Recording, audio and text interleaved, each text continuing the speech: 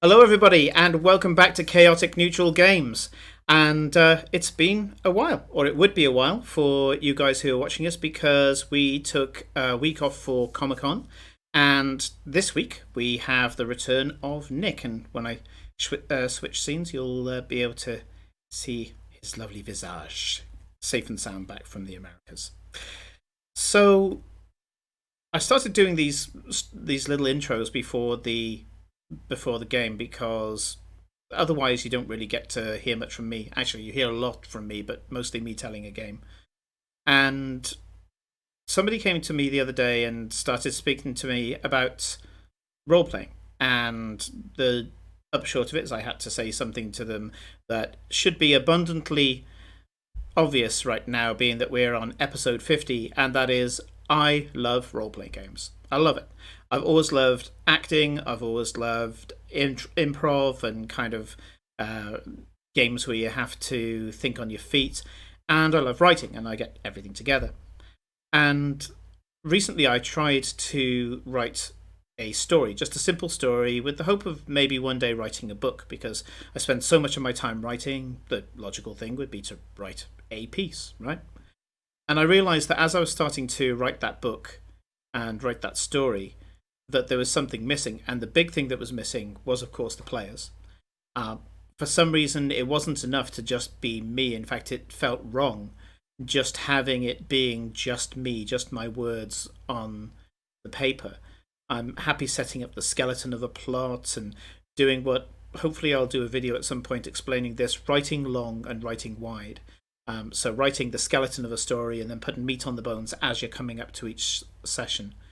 And without that level of unpredictability that you get from players, take last session for example, you've got Corinne as Eclipse really pushing, into the face of Archpriestess of Tiamat, that how evil Tiamat is, and then suddenly being thrown into an oubliette or being teleported into an oubliette.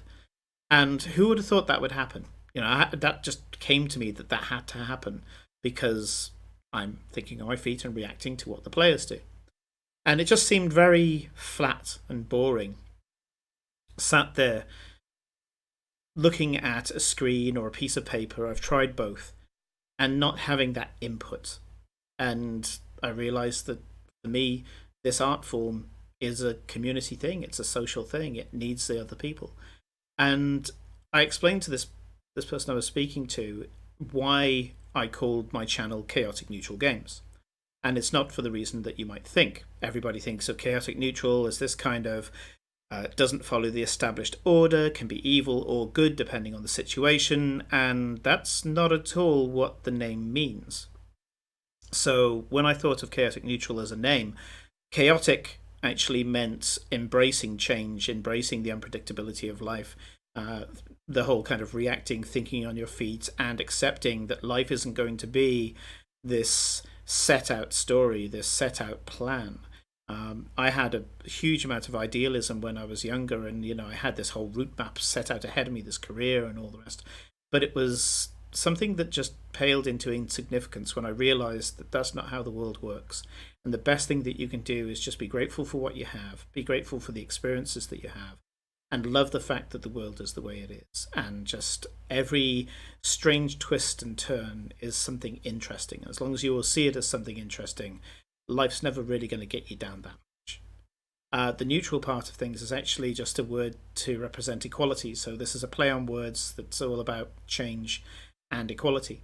I try to tell myself that I'm not the person who's always correct, that my viewpoint is only one of many viewpoints.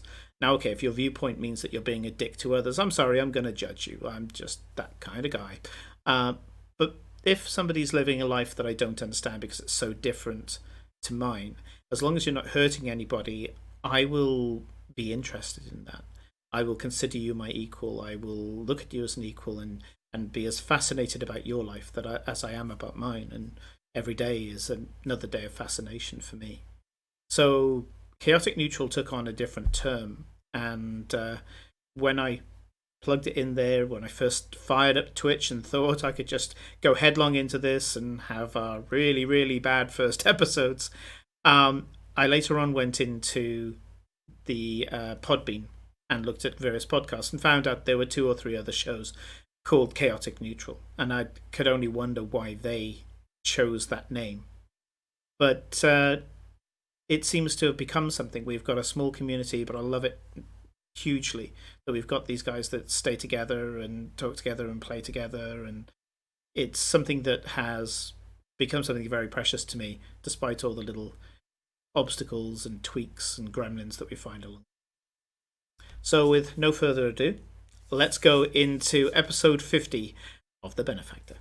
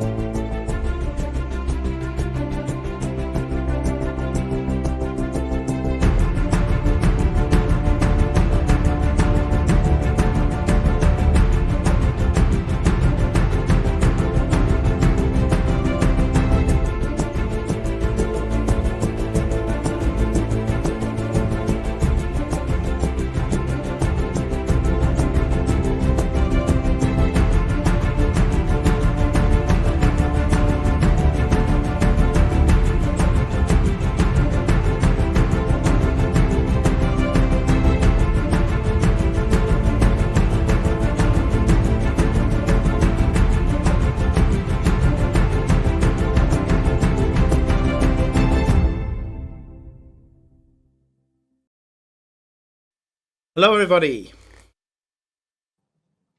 Hello. Hey. Oh God. Hello. Hello. If you saw us laughing at the beginning of this, it's because we are both simultaneously recording, both myself and Kate, in some effort to try and get a decent recording without our signature technical difficulties, hoping one will work. So we're having to time everything and do charades as if to say, yeah, good, yeah, we're going to go. Yeah. We'll get there. We'll get there. Never stop. So, Nick, welcome back. You have survived the Americas. You are now our Columbus. Yeah, the colonies released me. I wasn't tried for treason or for, trying to bring the monarchy back. But yes, it was a wonderful couple of weeks off. I missed you all terribly. Let's see if that continues by the end of the session. From what certain little birdies have told me, yeah, that won't last very far. Well, to be fair, Farewell left Glory, Eclipse, and Cora together unsupervised for at least 6 hours. Yeah. Leaving the whole basket of kittens unsupervised. Giving me a maximum time limit of how long I can leave you idiots together. Yeah. Now I've just got to find out what the minimum.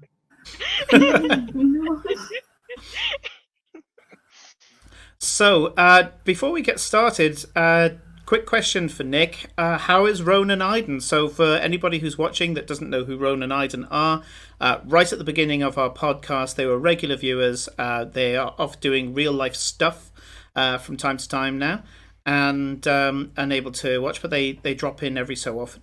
How are they doing?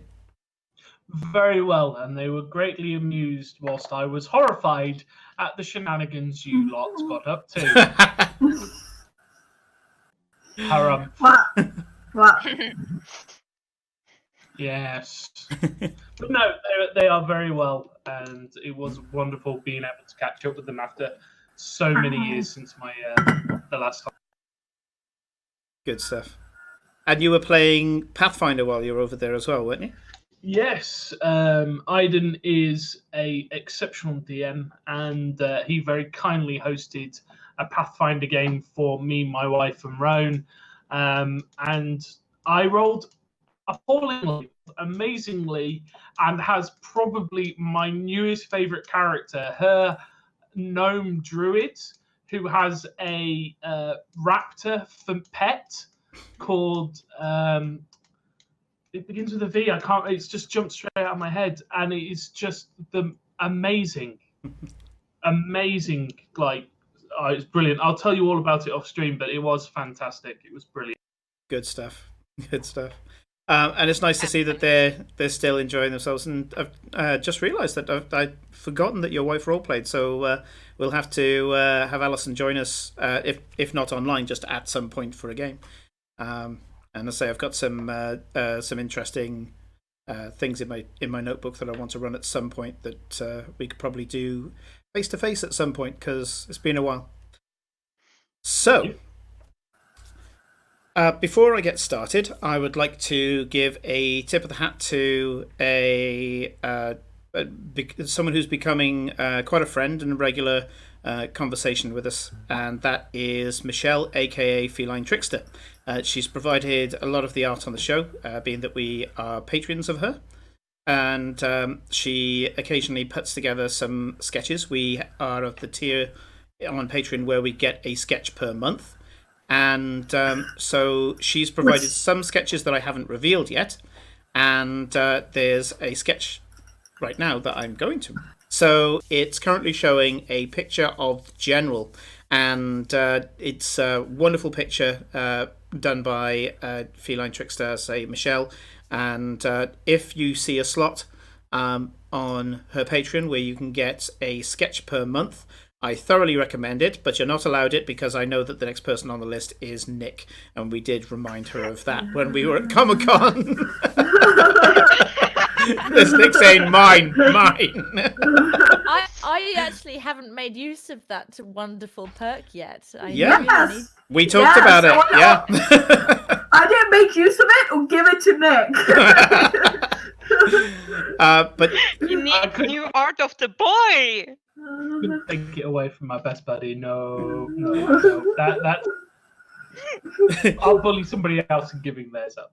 I tell you what I would love to see. Okay, I know that first off I want to see pictures of obviously Cora, Enola, and Eowyn as sketches with Feline Trickster. But I'm really hoping at some 1 month you take some characters from Ren, Kate, and get her to sketch some of those as well, because I'd love to see some Feline Tricksterisms of some of the characters there, because you've got some really lively characters, and I'd like to see. I guess you'd have to actually watch some Ren. I think she's seen some already because we had a conversation a while back, and she was aware of Ren. So it'd be interesting to see her take of what she thinks the characters look like in terms of their demeanor after seeing the show. But anyway, thank you again, Michelle, for the continuing art. So let's go now to Atalzaran, to the city of, I will check with glory, the artisan city of Necca. Or Nickel. Necca, yeah. Okay. So the area we're in at the moment is something where I gave Felicia free reign to design a country of her character's origin, and she has teleported the party, whether they like it or not, to Atalzaran, a lawful evil society who worship the goddess Tiamat. And I have on a post-it note in front of me here the word Tiamat because I kept saying Bahamut last session. Yes. Thank you, Kate. It was hilarious. Just a very slight difference between those two deities. Well, there is a reason why I keep chopping and changing between the two, because Scalra, which is the continent that you're on, it's a kind of continent country, and then each of the domains that are ruled over by a separate dragon are kind of like principalities or fiefdoms, and but they themselves are ruled by the Convocation of Dragons, which is one of each color of dragon, both chromatic and metallic, and they are in a kind of ceasefire, and they play a form of jihad chess with each other, where they have rules of engagement on how to continue the eternal holy war between their two dragon deities. So you are in Neca, and Nick's character, Farewell, covering the fact that he was in America, set off early from the townhouse that was in Zanya, which is the scholar city and the enchantment city. And he headed off to this artisan city to seek out a new shield and some armor. And he left first thing, leaving a letter behind that we read out on episode 48, I believe it was. And the girls went off after fashion and visions and minor drug use and a few other things. Did you miss that, Nick? Don't worry, it was none of us. It was one of the glorious lady friends. Yeah. It's okay. Glory only benefited from the drug use. She didn't actually take any herself. That's fine. And talk of fashion and food and enchantments and goblins in pompadour wigs and other such stuff. The girls ended up having high tea with the Priestess Inquisitor. So that's what she is. She isn't the Archpriestess. I think I misspoke earlier. But Hope is the Priestess Inquisitor. After we witnessed her performing public torture, that is important. Yes. A minor detail of public torture. They had high tea. The buns and the tea are more important. I'm sorry. So we're going to pause time there. And specifically because Hope did say a few things during that Ladies What Lunch episode, which is all very civilized and not at all disturbing in any way, shape or form. And we're going to go back in time and follow what happened to Farewell during that time. So Farewell, you got up in this demi-plane, this kind of Mordenkainen's magnificent mansion style dwelling that's in the shell of an ornate house in Zanya. You get up, you speak to the servants to find out how to do what you need to do, and you write a letter. They bring you all the bits and pieces that you need. You get offered an entourage to help you walk through the city safely. Oh no, I'll be fine, thank you.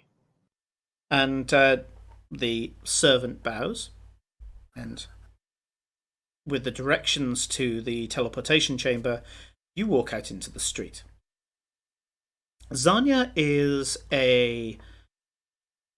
comparatively, and you'll only kind of get this once you go to Neca. Zanya is very much a place of debates and differences of opinion. Being faithful there is assumed, but they have things like theological questions, and they are more comfortable discussing things out of the obedient norm. So you get mixtures of disapproving looks, smiles, nods from the various people who deign to look at you. There are some people who just don't meet your eye, and with a very cowed and downward gaze, they pass straight by you. You can tell the powerful from the weak around here, to use the words that the denizens of the city would use.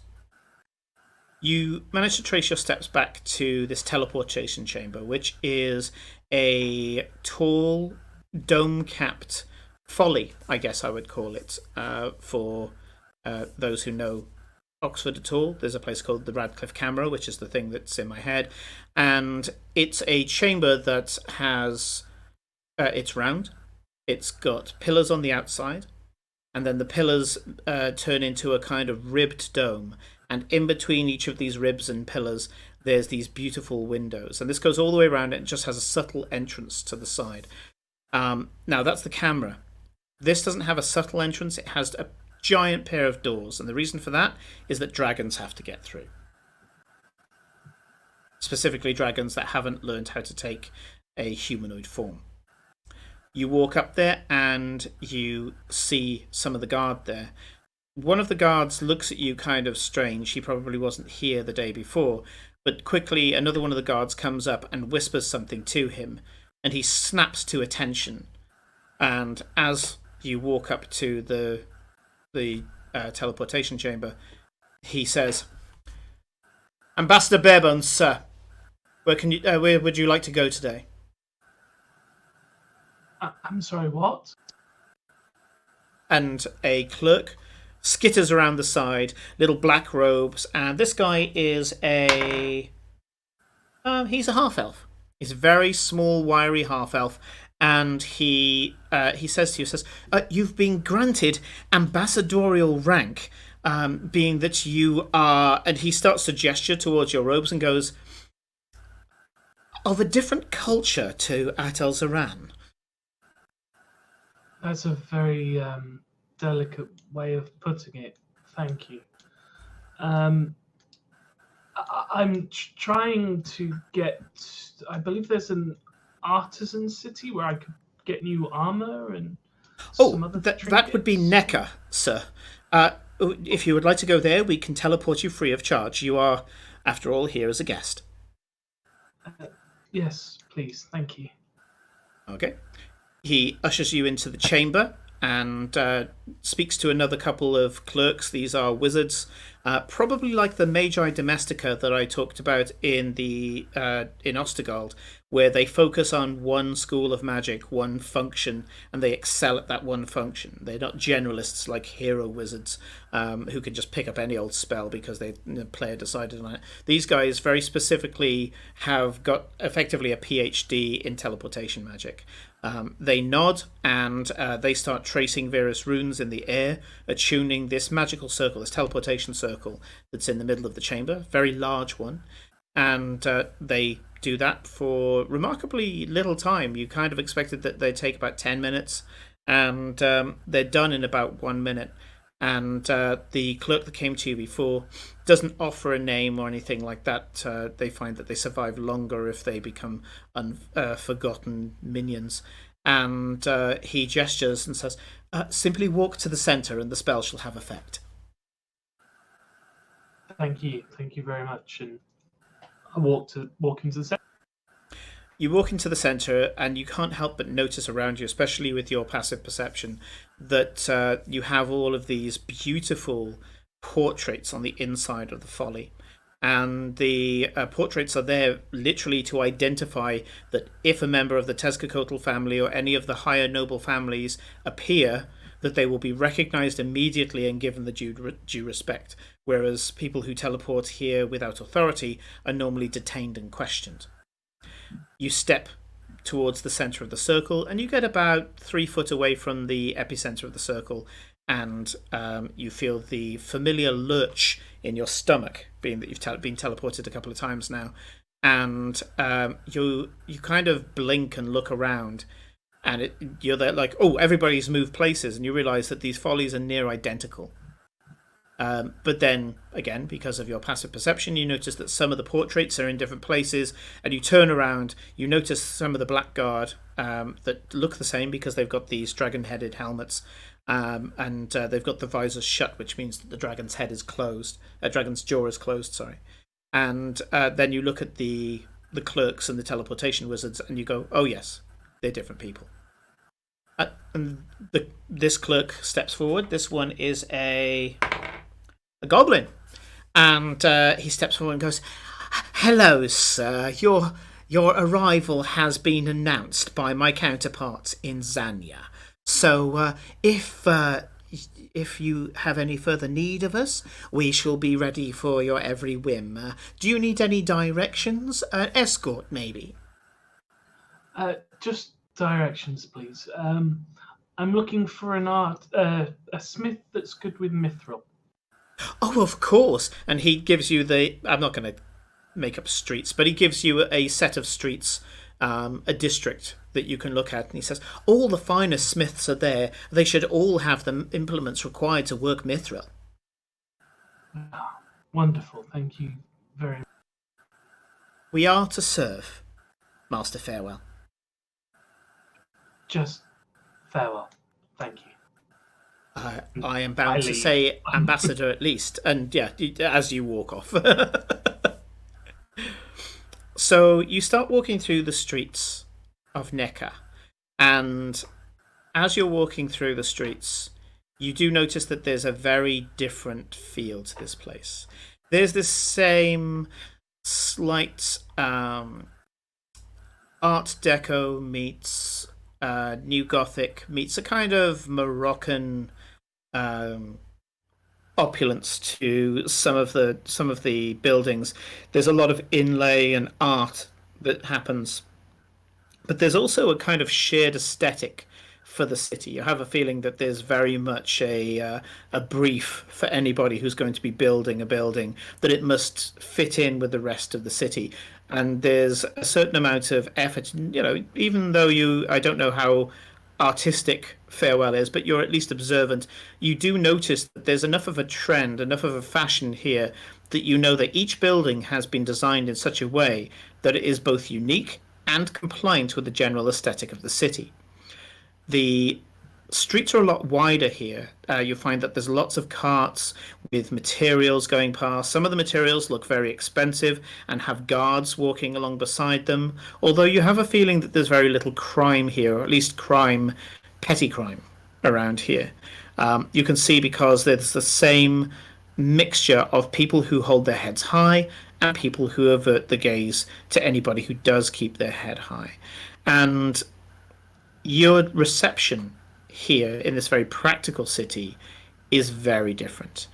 People show everything from fear and not wanting to go anywhere near you to open disgust as you are stared at as you go by. The iconography on your armor drawing a lot of attention at this point. You continue to walk through, and I would like you, as much as your passive perception is amazing, I would like you to roll a perception check for me. Ooh, that's not bad at all. How much? Hold on. It's been a while. I'm finding things. 25. 25, absolutely.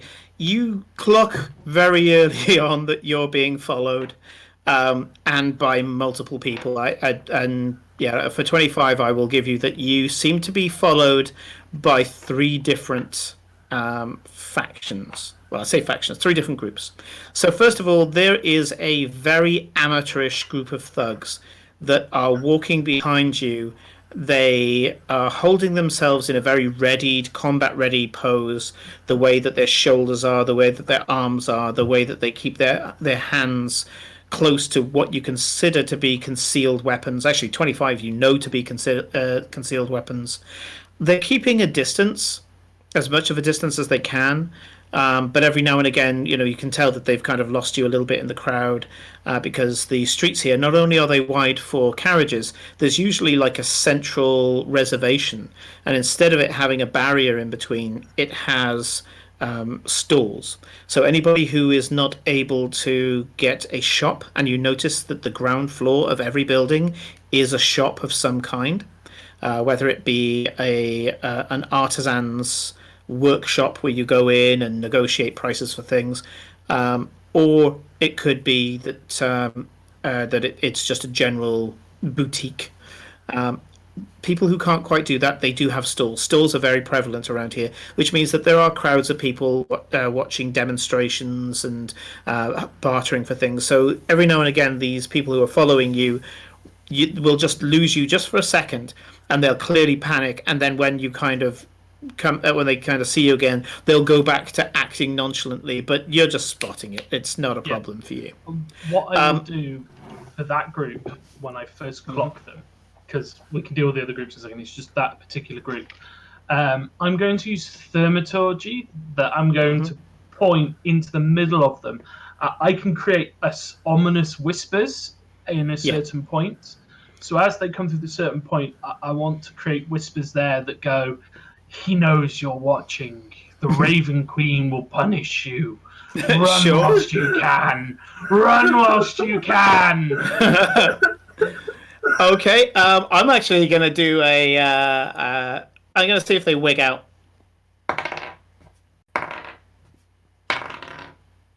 Okay. Right, so this group of 5, 2 of them wig out, one of them hugely so. And you actually, you can hear, even though you're quite far away, you can hear him just suddenly go, "But the goddess of death!" And he goes and turns to run, and the guy who is clearly the leader of this group claps him on the shoulder and snarls at him something that you can't hear. And the guy is terrified, but he is staying with the group. There's another guy who's also clearly terrified, and he was about to run with the other one, but when the first one got in trouble, he just basically kind of grit his teeth and stayed with the party. They are shaken, though, and they carry on following, but at a distance. The other 2, and they all kind of follow at roughly the same time. There is a drow woman who is wearing quite provocative clothing, actually. She's wearing tall, knee-length boots. She's wearing a kind of pair of leather shorts. So there's just a bare glimpse of thigh between the boots and the shorts. She's wearing what seems to be like a fur vest that has a kind of bodice type cut to it, and she has a long flowing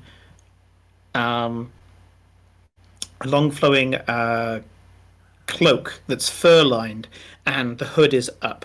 The hood is up because it's daytime and she's a drow, but she does seem to have a basket over her arm, and she is buying things and putting things in the basket, but it's clear that she's taking the same route as you. She was actually the hardest person to spot, but at 25 you even spot her. The final faction that's following you is an urchin, just this little Dwerga girl that is going around and randomly asking people for money, and she's the only beggar that you've seen, and people are giving her money, but she seems to be following you as well. She was less of a DC. She was a DC 17. What I will do is, because I tend to keep my gold very close to my body and underneath my armor, I will slip a hand in. I will take a couple of golds in my palm, and I'll put my palm down by my side, but I will make sure that it's like she can see it, and that it's just a tempting offer to her, and wait to see if she comes and takes the bait. Does she get brave and come towards? Okay.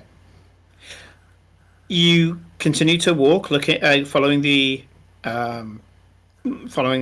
instructions, and you check every now and again, and your little tail of people still following you, blending into the crowd quite well, apart from the group of thugs that basically don't seem to be making an effort now.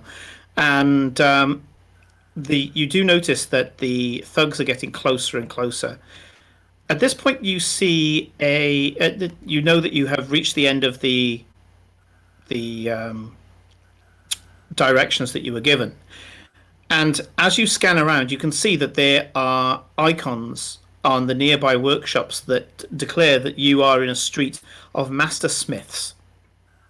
And these are the people who will be able to work the mithril for you. And again, I'm not going to get you to roll. There's a symbol that when you first see it, you kind of dismiss it. And then suddenly your intelligence kicks in and goes, what the hell? You can see that on one of the workshops, very proudly displayed above the sign, is the symbol for Moradin. A good god in a lawful evil society. Ah, interesting. I'm going in there. Okay. It's almost as if the DM threw every emphasis that you should do so. I wonder if I should look this gift horse in the mouth. Instead, I'm going to go to this Cambion Smith. No, so, yep, you start heading towards there, and as you're going towards the shop, you notice that the thugs have sped up, and they're looking to kind of intercept you before you get to the forge. And it's at that point that this playful, eloquent voice says, "Ambassador Farewell, I'm so happy that you accepted our invitation. We are so honored to have one of the best theological minds amongst us that we may discuss the greater divine machinations that are going on in this day and age.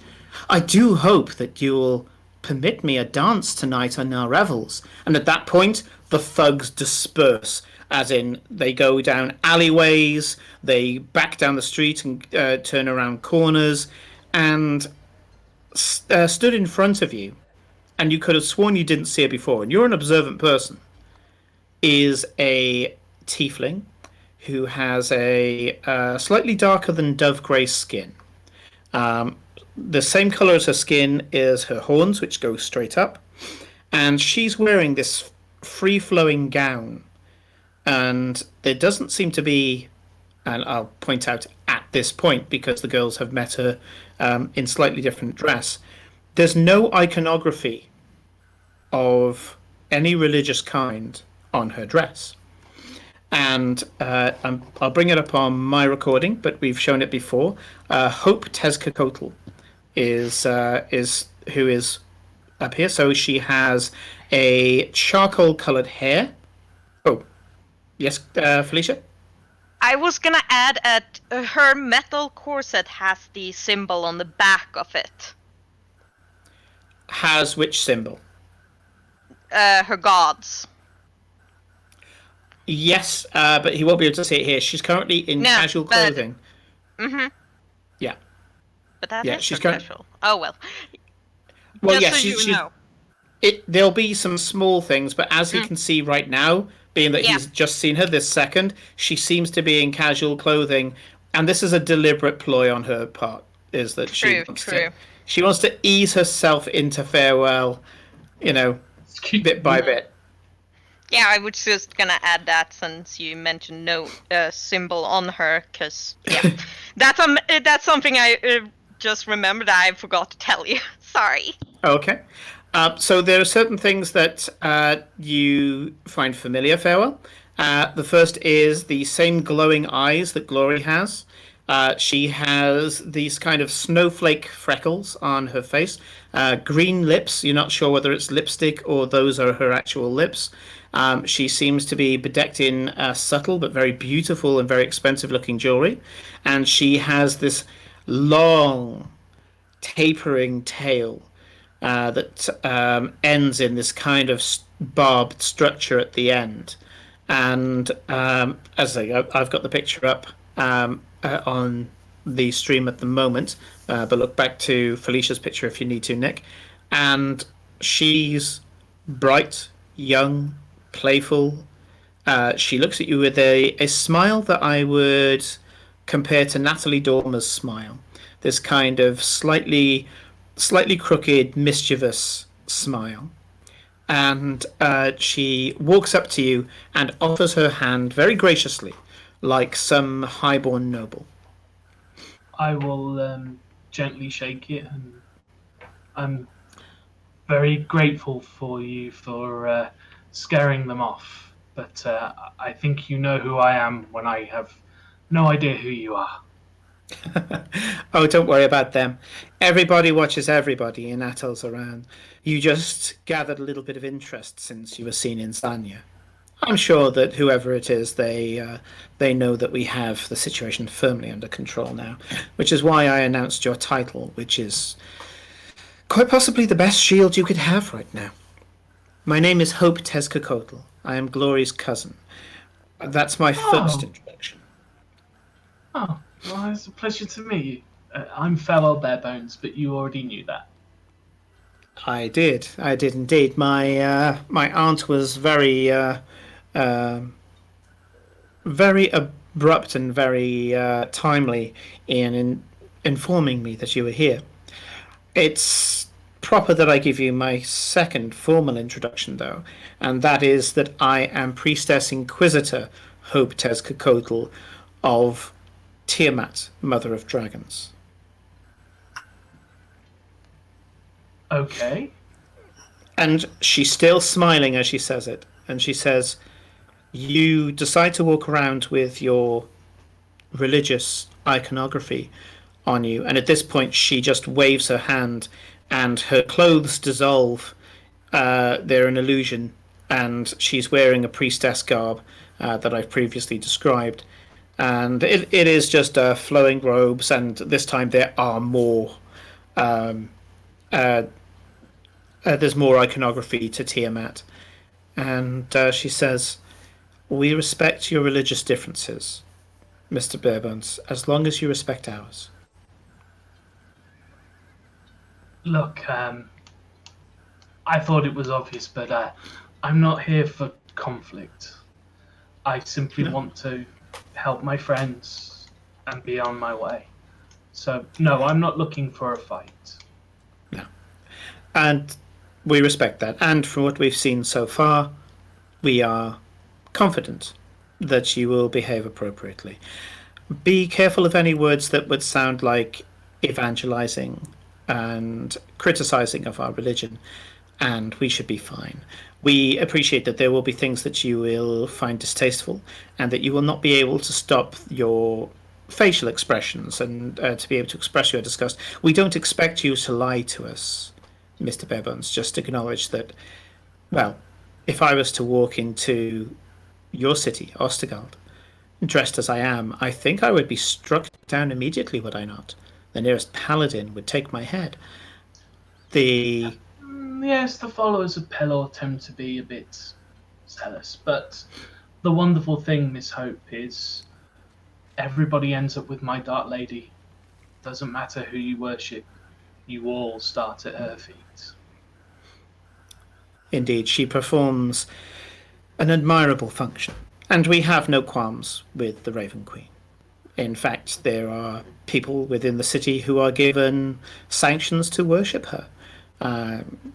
As with this fine artisan here, and she points to the smith's workshop, the blacksmiths that you're outside of, and you can see that underneath the symbol of Moradin, it looks like a blue plaque, which, for those who don't know, in the UK, if somebody famous or a famous event happened in a building, the Heritage Foundation will put a blue plaque on that house, and the blue plaque will say that Bob the builder lived here or whatever, and was responsible for inventing the fish or whatever. And there will be those details, and it normally have the birth and death date of that person, or at least the date that they lived there.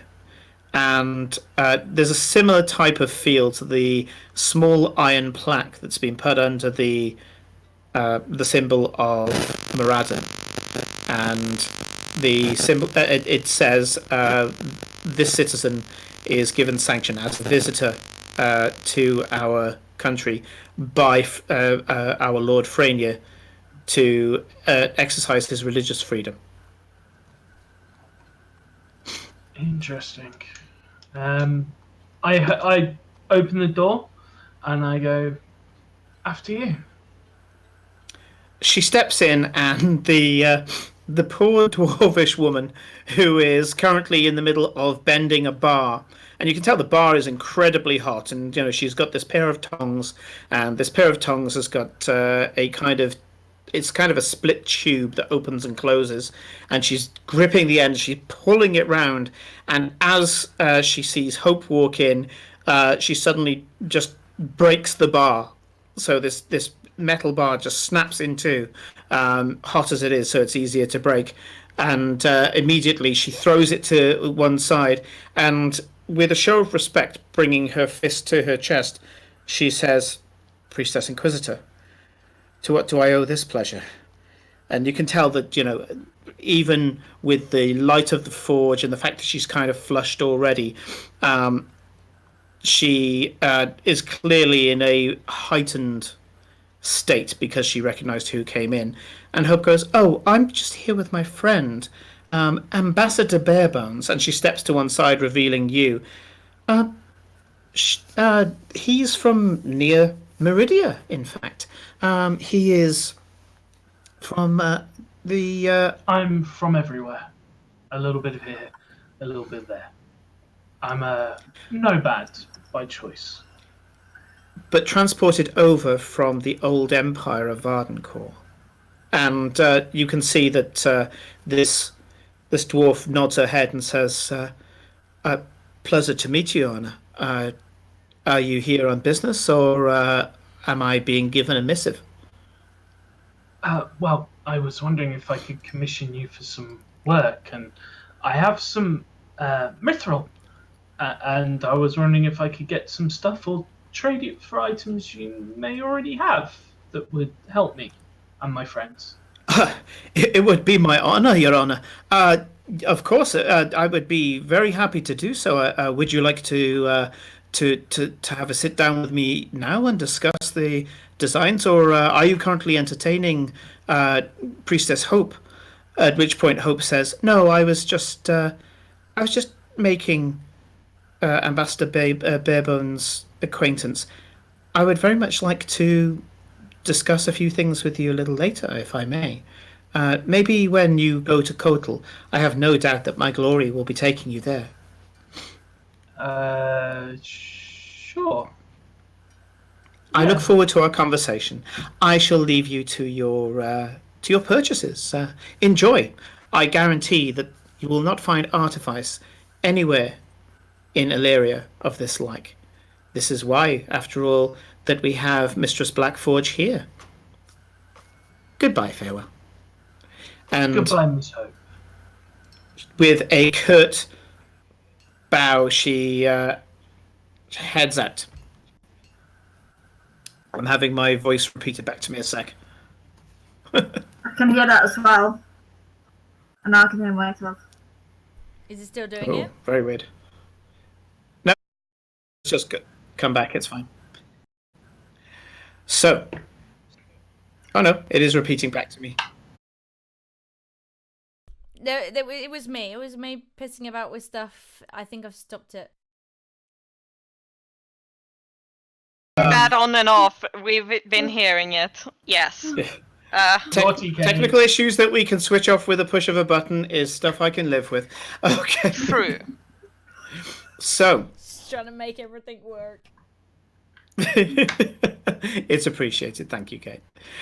So, Hope leaves and Mistress Blackforge, as she's currently known, visibly deflates, leans against her anvil for a second, and there's a kind of sizzle because the anvil's quite hot.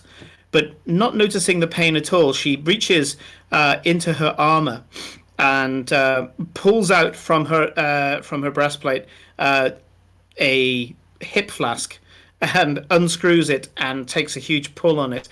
And after a moment, kind of looks at you and offers it to you as well. Could you just take a step back for me, please? That's very unsettling. And then I will take the flask off her. Why is it that everybody in these cities has got their ass so tight? Oh my god, everyone's trying to kill everybody. I'll just take this big swig and I'll hand it back. She goes, "Well, you're from Vardencourt. I mean, you know, all the nobles are trying to kill each other or outdo each other there as well. At least these guys are a little more honest about it." I don't know. I would argue, if anything, they're so subtle that they become to the point of obviousness. Whereas at least in Vardencourt, they're so bad at it that it's really obvious when they're doing it.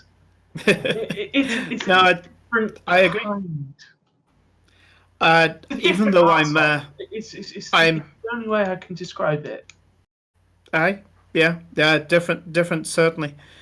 I mean, I've travelled around a bit. I mean, that's why I'm here. I'm only going to be here for a couple more years, but yeah, I started off in Meridia, born and raised, and I've been to the Celtalands. I've been to your Vardencourt, not for very long. They didn't like me there, and yeah, I've travelled around a few other places. I was in Khantoum for a short while as well, before I got into an argument over a girl. Had to have a bit of a midnight flit onto a ship with that one I did, and yeah, I applied from the Blackforge lands in Meridia to spend some time here. Got my visa approved, and ended up speaking to one of their ambassadors to make sure I understood the dangers of coming here and how to behave. And and now I'm here, learning from the best of the best, or so they tell me. That I can criticize. While she's been talking, I've been just nodding along, listening, but I'm unloading brick after brick of mithril onto the countertop, and just like setting it all out. And it hasn't gone unnoticed. She's kind of counting them as she's talking to you, and she goes, "Anyway, before we go any further, I don't want you calling me Mistress Blackforge. That's my mother. Gwenivar. You can call me Gwen." Farewell, and please no ambassador. And I offer my hand. Yeah. She shakes it with quite a grip. And at that point, again, I'm not going to get you to roll. You're Mr. Observant. You've got an insane observation. You do notice at her hip is a holy symbol. And I'll give it to you as a player, but interpret it as you wish as a character. Gwenivar Blackforge is a forge cleric. One of the reasons why they had to accept her faith or reject her entry here is that she's actually a priestess of Moradin, but kind of more of a lay priest or a verger, I guess would be the equivalent. So she's a very low level priestess and concentrates mostly on her skills, her artistry. Expressing your faith in a practical way, I see. Yes, they don't lie around here, or at least they don't lie in the way that you and I would normally consider lies. So I play the same game they do. I wear my heart on my sleeve. If I have a problem with someone, I say it. But I know what things not to say as well. So let's get to a subject that we're more comfortable with. Armor. Where'd you get all this mithril from? You must be loaded. You say you're from all over the place. Are you some sort of celebrity or something? No. Let's just say it's now a giant smoking hole in the floor, and that this is a fine gift from my friends. So. Okay. So. Come with me. And there's a little kind of coffee corner where she clearly sits down to chat to friends and chill out. You have a feeling that she pretty much stays in this workshop. And she beckons you to sit down, and she says, "So, what can I do for you?" I'm basically... I'm looking after... I would like a set of something like half plate that is possibly enchanted. I need a new shield, and I hold up my absolute beaten to hell like round shield that's just got chunks missing out of it, big gashes in it. It's probably got bits that are melted. And then I'm also looking for what's it's technically armor.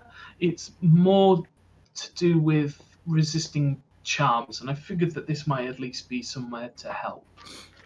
You've come to the right place for that. There's a lot of call for that. Okay, so let's talk about the armor first. And she gets up and she kind of comes up. And it's almost like she's about to give you a massage. As her hands just kind of grip onto your shoulders.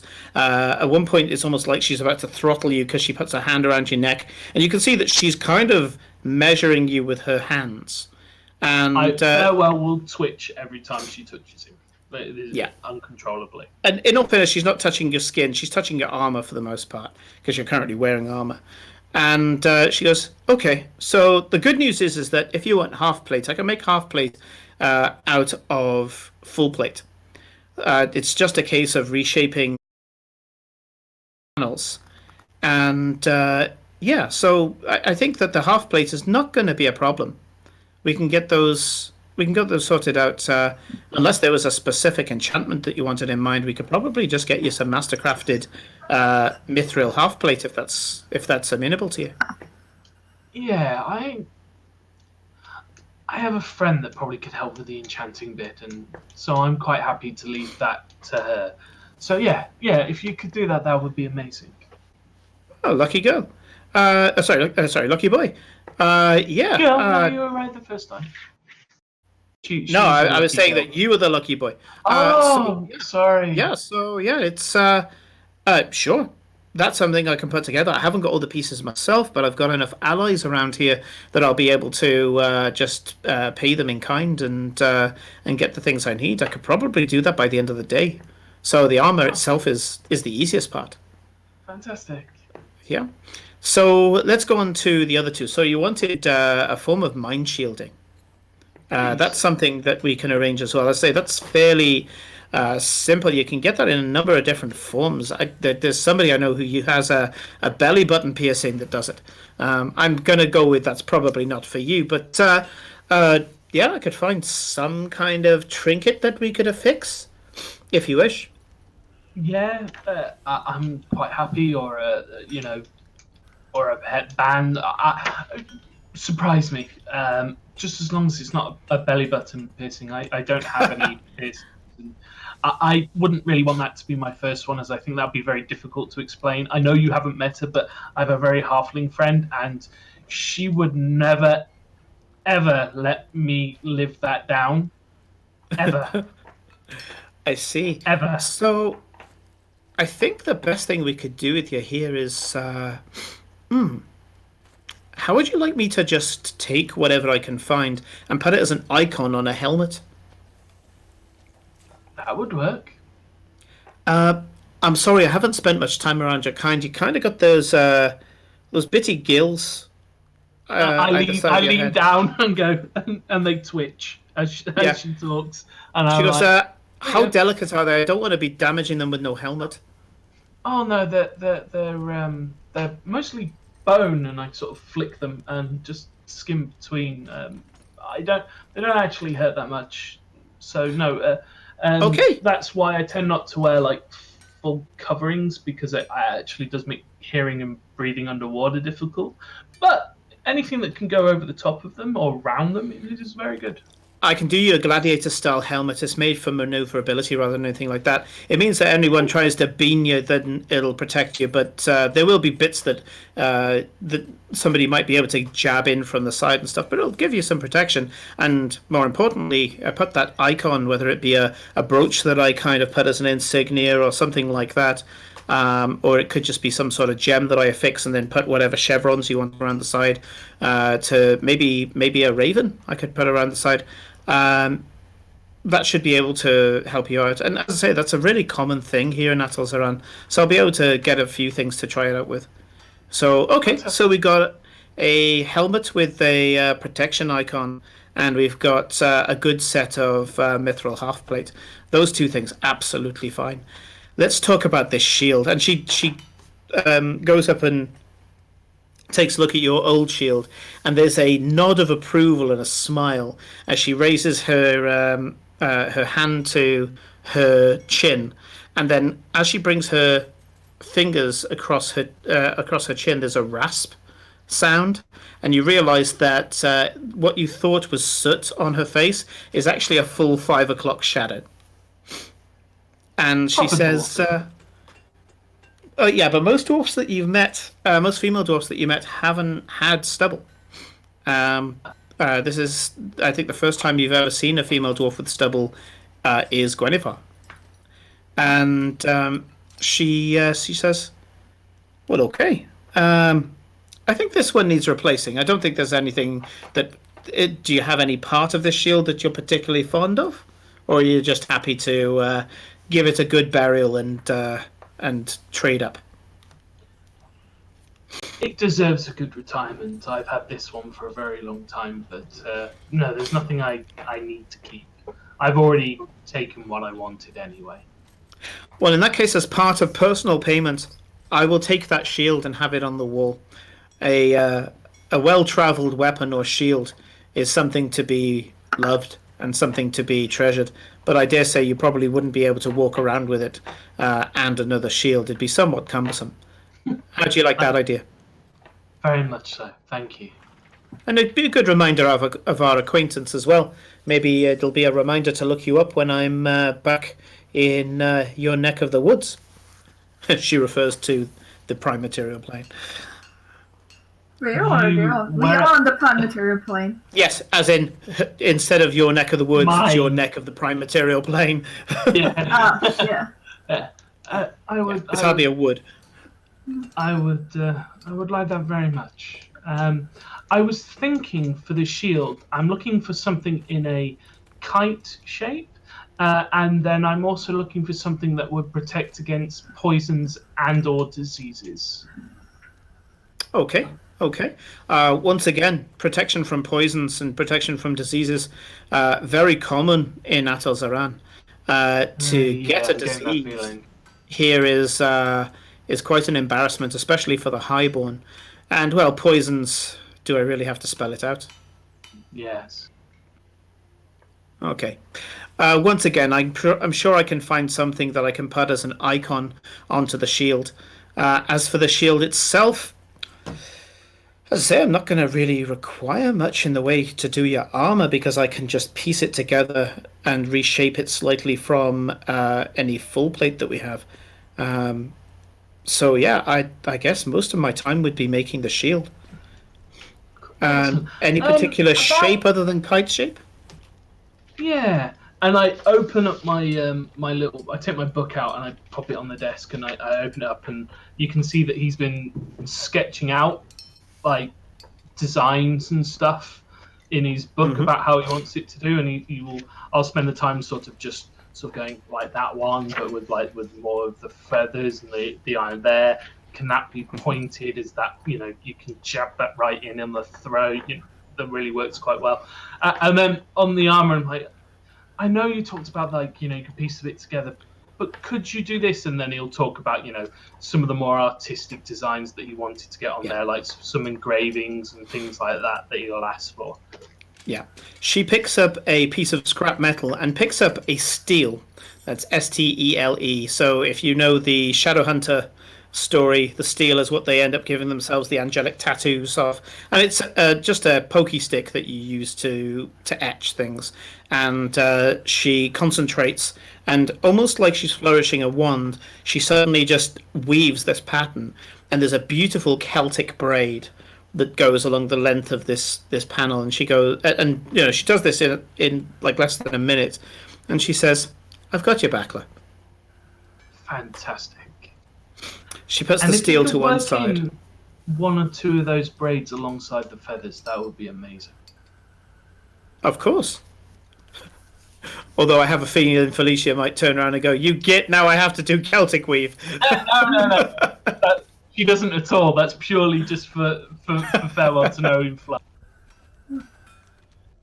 I've already troubled her enough with the details that I gave her, let alone...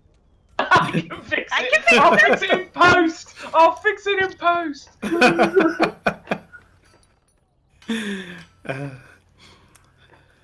The benefits of having a player who's also an artist. So you have quite a nice little natter. I mean, she as she starts work on this, she takes up some of your time and starts to tell you a little bit about Atol Zaran in general. You can tell that she's telling you as one dawn god worshipper to another, but at no point does she actually show signs of disrespect or uses any words that will get her in trouble. So she will normally talk in terms of intrigue and interesting stories and anecdotes. And she tells you that basically the way Atol Zaran is going at the moment, the game is hotted up. There's a lot of very successful people, and they're starting to get a bit of pressure at the top of Atol Zaran's society. So many people have managed to carve out their particular success that they're getting to a point where there's too many successful people, and something is going to happen soon. There's going to be a bit of a pressure cooker effect where someone is going to fall and fall hard, and all their friends are going to fall and fall hard, and that'll free up quite a lot of money and favor for the others to gobble up. And this is part of the ecosystem of favor and success that the that the game is based around. So she spends a couple of hours doing this while she's starting to pick out the various pieces. She uses a message spell to contact her friends, and parts of your armor start arriving, and she starts melting down some of the mithril blocks to make the various flourishes and decals that you want on the armor. And for the most part as well, she's really kind of getting how she's going to make your shield. And she said she's going to fold the mithril so that it's as strong as possible. And then she will put the icon in the middle of the shield, so it will be kind of melted into the shield. So the magical item itself won't melt because it's a magical item, but it will be embedded inside the shield itself. The shield will also be incredibly light, and so the mithril armor, I think I'm right in saying, has a... Let me check. So yes, you don't get disadvantage on stealth checks, and it does not require you to have the strength requirement modifier that you would normally need, but that's not a problem for Farewell. In terms for you, where normally I would impose disadvantage on things like climb checks, swim checks, things like that, because you're wearing quite a certain amount of armor, especially even with half plate, I will not be doing that. So that's just something that I will be mindful of, that if you're swimming in this plate with all this metal, yes, you're covered in metal, but this stuff is lighter than aluminium, so it's not going to burden you in that way. Aluminum. fantastic. Aluminum. Aluminum. Yeah. I also won't penalise if you're carrying a certain amount of items and say, well, hang on, you've also got this heavy armor on. Whereas if you had adamantine armor, for example, that's heavy as all hell, and Titan steel, heavy as all hell. Only the strongest of warriors can don that stuff. So I would be giving you checks if you were lifting certain things, because you have to lift it whilst having all this weight on you. Because you've got mithril, it doesn't factor into any physical checks. Okay. Wonderful. Thank you. Okay. Those are simple things. So I will remove some mithril. We'll sort out the rest after the session. But she takes a certain number of mithril bars, and obviously she takes it with a profit, and you come to an amiable arrangement between the two of you, and you get it all at a decent price. So you have got your Atalzaran items for coming here. Okay. Yay. I will, want to get to a point where I feel that I'm not really needed and that I feel that I've been away. I will sort of I will thank her profusely. I will let her know that I'll be back later to pick things up, and that, I'm probably just going to check on my friends, because it's probably not a good idea that they're terribly left alone for a long period of time. We've already lost timing. I'll be like, one of our friends is already gone, and I'm not quite sure how well they're all dealing with it, and I'm just a little bit worried about them, so I'm just going to go check on them, and then I'll be right back. Okay. As you step out of this blacksmith's, the provocatively dressed drow is stood there with the basket and showing no signs of hiding herself. As I say, she's stood right in front of the door and has clearly been waiting there for some time. And as you step out, she goes, "You may wish to catch up with the rest of your friends. The cat has been put in a box." Shit, I would have thought it would have been Cora. I mean, it's because she's short, she's got this really angry face, and she's just angry all the time, and it's got to be. Wait, sorry, what do you mean she's in a box? The drow is looking with a certain amount of amusement, this dark amusement, as she conveys to you that Eclipse has been arrested. So the thing she tells you is that Eclipse has been arrested for heresy, and that Glory and Cora and Priestess Inquisitor Hope is currently having tea, high tea, and she tells you the street and gives you the directions, and actually offers to take you there as well. Give me an insight check, because this is something that Farewell would not notice straight off the bat. I didn't actually commit heresy. I just said that public. You committed heresy, sweetheart. You committed heresy. I didn't actually say anything about Tiamat specifically. I was talking You said about. it's stupid. You can make your arguments to Farewell in a moment. You're getting ahead of yourself. We will this is character content. In just a moment. We will get there. So, what is your insight check, Nick? 22. 22. Yeah, you get it. You kind of wish you didn't get it. This drow is flirting the hell with you. Yeah. Oh. You notice that the belt around her midriff is just a little bit too tight, and it's kind of pulled this kind of I'd say bustier fur top, and so let's just say certain curves have been accentuated, and as she's telling you with this look of amusement and telling you about how your compatriot has accidentally committed heresy and been detained, she's doing so while she's giving you these kind of satin eyes, and as she's speaking, her lips are pursing, her shoulders are kind of back, she's leaning into you, the body language is all there. She's very much, you don't know whether she's trying to make you feel uncomfortable or she's just interested in you, but her voice is mellifluous, it is suggestive, she's nearly purring at you. This is... Can you please take me to my friends? Because I thought this week couldn't get any worse, and now I find... Can you please take me to my friends, please? As you leave your commissions being built, the drow offers you her arm so that you can link arm in arm, and she leads you off down the street. Wait. Which is a perfect time for us to have a break. Yes, it is. But Nick first. I quickly run back into the blacksmith and go, looks like one of my friends have almost got themselves killed. I'm going to have to go rescue the other two. I probably will be back sometime later tonight. If not, it will be first thing in the morning. I'm really, really sorry about this. I've just got to run. Bye. And I straight out back out. Perfect delivery. Yep. So, yes, you get taken off by this seductive drow, and you notice that the basket that she's been filling with food and fruit and things like that. 1 second, Simon. 1 second. We're getting this weird. Yeah. Okay, it's gone. Okay. Yeah, you continue. What are you doing? Okay. I couldn't hear it, but sure.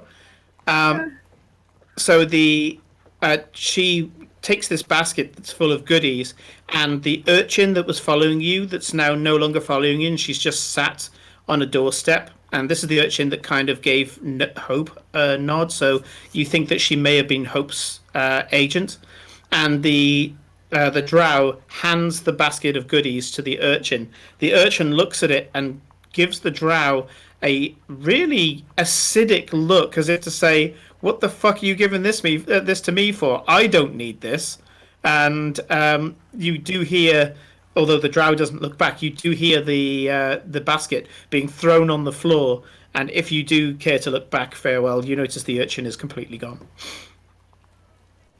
Nice fucking city. And if you ever mention it to Glory, she'll tell you that urchin probably is one of the highest earners in the city. Yeah. Okay. And at this point, I think it's good if we take a break. So we should be right back.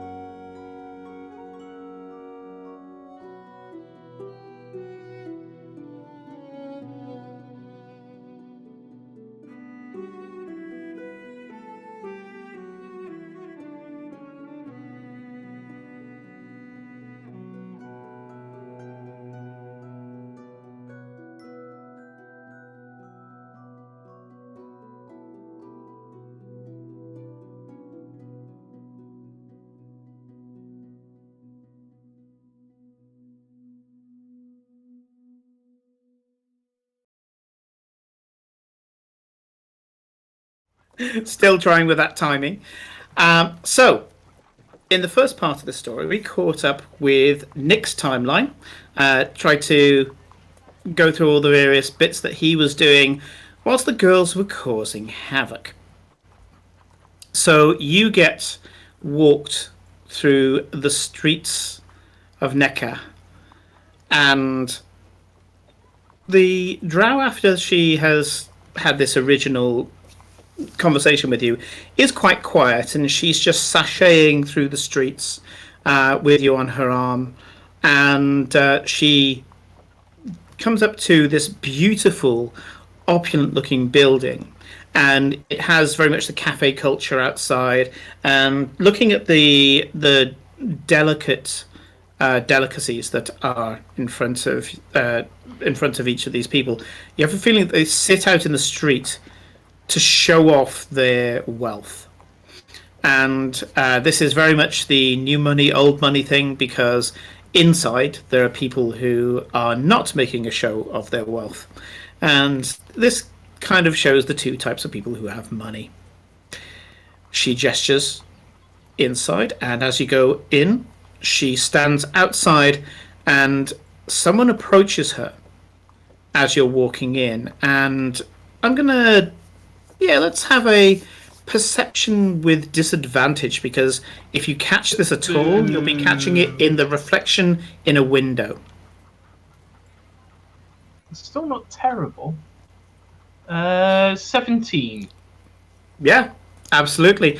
As you're walking in, you notice that what seemed to be a random person in the street makes a point of walking straight up to this drow, and he's kind of got a bit of an aggressive... He's a tiefling, but a different build of tiefling to Glory and Hope.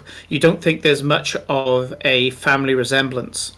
And he starts talking to her, and very subtly she kind of leans her head back to kind of whisper in his ear. And as she does so, she brings her hand up to her mouth, almost as if to say, "Oh, I'm whispering to you, and I'm covering my mouth so that people can't see my lips move." And you notice that a wrist dagger shoots out of her hand and just about pricks his neck. She says a few words to him, makes a gesture, and the hand dagger's gone, and he walks the fuck away. You step inside, and let's roll on the floor. Oh, it's another goblin. A goblin dressed in a waiter's uniform toddles up and says, "Ambassador Barebones, we were told to keep an eye out for you." And he takes a look at you, kind of does a head to toe on you, and goes, "Yes, you must be him. Would you like to join the Glory?" Yes. Yes. Yes, very good. Please, come this way. And he leads you up the stairs, and you can see that there's servants coming and going, and this is a kind of private room. You have a feeling it could probably house about 8 or 9 tables, but no one is on this floor, apart from on the balcony of this, and there's this kind of little demi-balcony where the table is half in, half out. You can see a shell-shocked looking Cora, who I should imagine the second she sees you looks at you as if to say, "Oh my god, you're here." Glory, who is nattering 20 to the dozen with Hope, as you've met her now. And you can see that very surreptitiously around the room there's a few attendants in waiting, and they're all dressed in the same kind of maid or butler garb. The closest is, we'll get you to roll, a Gizzerai. And it's a Gizzerai, from what you can see, female. And they're wearing a shirt, black trousers, and a pair of shiny black shoes.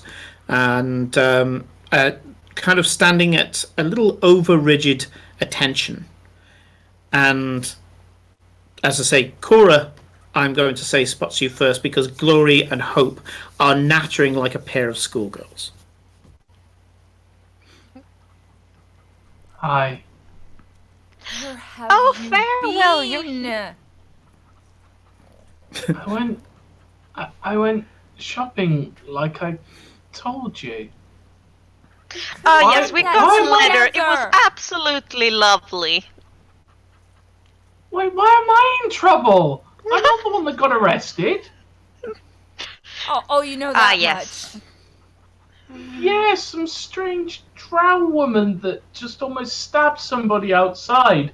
Which, by the way, and I look at Glory, we really need to have a conversation about, like, limits of murder in our presence.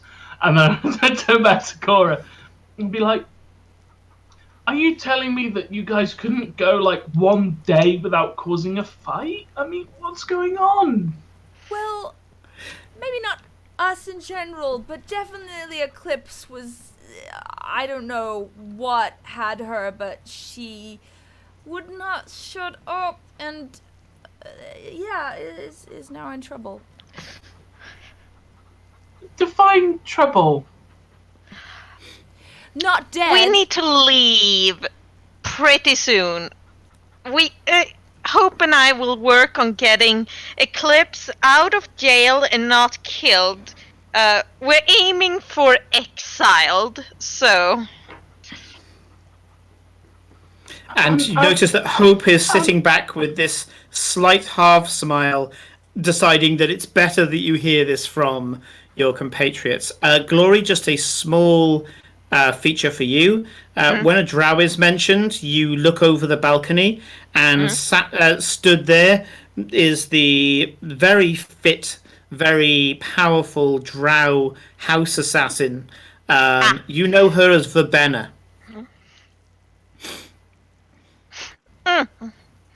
Oh, and don't worry about the drow. She's works for the family, so you're in safe hands. She was just looking after you. I'm sorry, I don't understand how we go from being ambassadors to exile in the space of... Oh no, you're not Less getting than 6 exiled, just hours? Eclipse. Eclipse is lucky to be exiled and not dead. Yes. What did she do? Heresy. She was very openly talking against everything here, and after seeing somebody die for the very same thing, I don't know what got into her. Oh yeah, that's news to Farewell.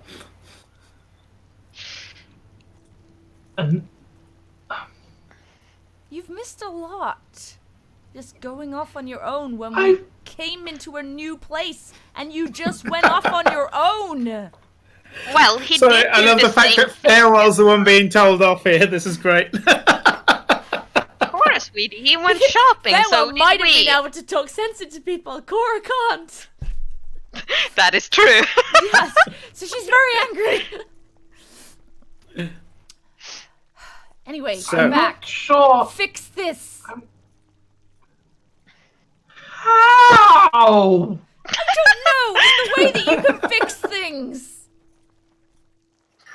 I do want to point out that Eclipse actually only ever things she said to privately to Glory. She said, "How do people buy this?" But then she didn't really specifically criticize Yeah. Tiamat. Yeah. It's alright, darling.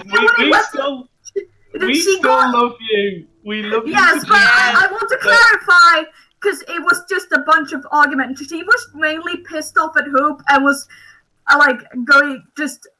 going angry against Hope, and then Hope Let took us that get as you a- out of prison first. And Let then us get Hope- you out of prison first. And then Hope got angry at her, and apparently she took that as criticizing her, but only she said, "You're a bit of a dick," and Yeah. and Hope didn't like You that. can So just that's all watch, she like- did.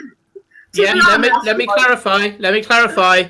Eclipse has been unfairly treated that's part of the story. You know, Yes. I had to take the ego of the character into account. So this is one of the moments where the character gets unfairly treated. If everybody was treated fairly, it wouldn't be an evil society.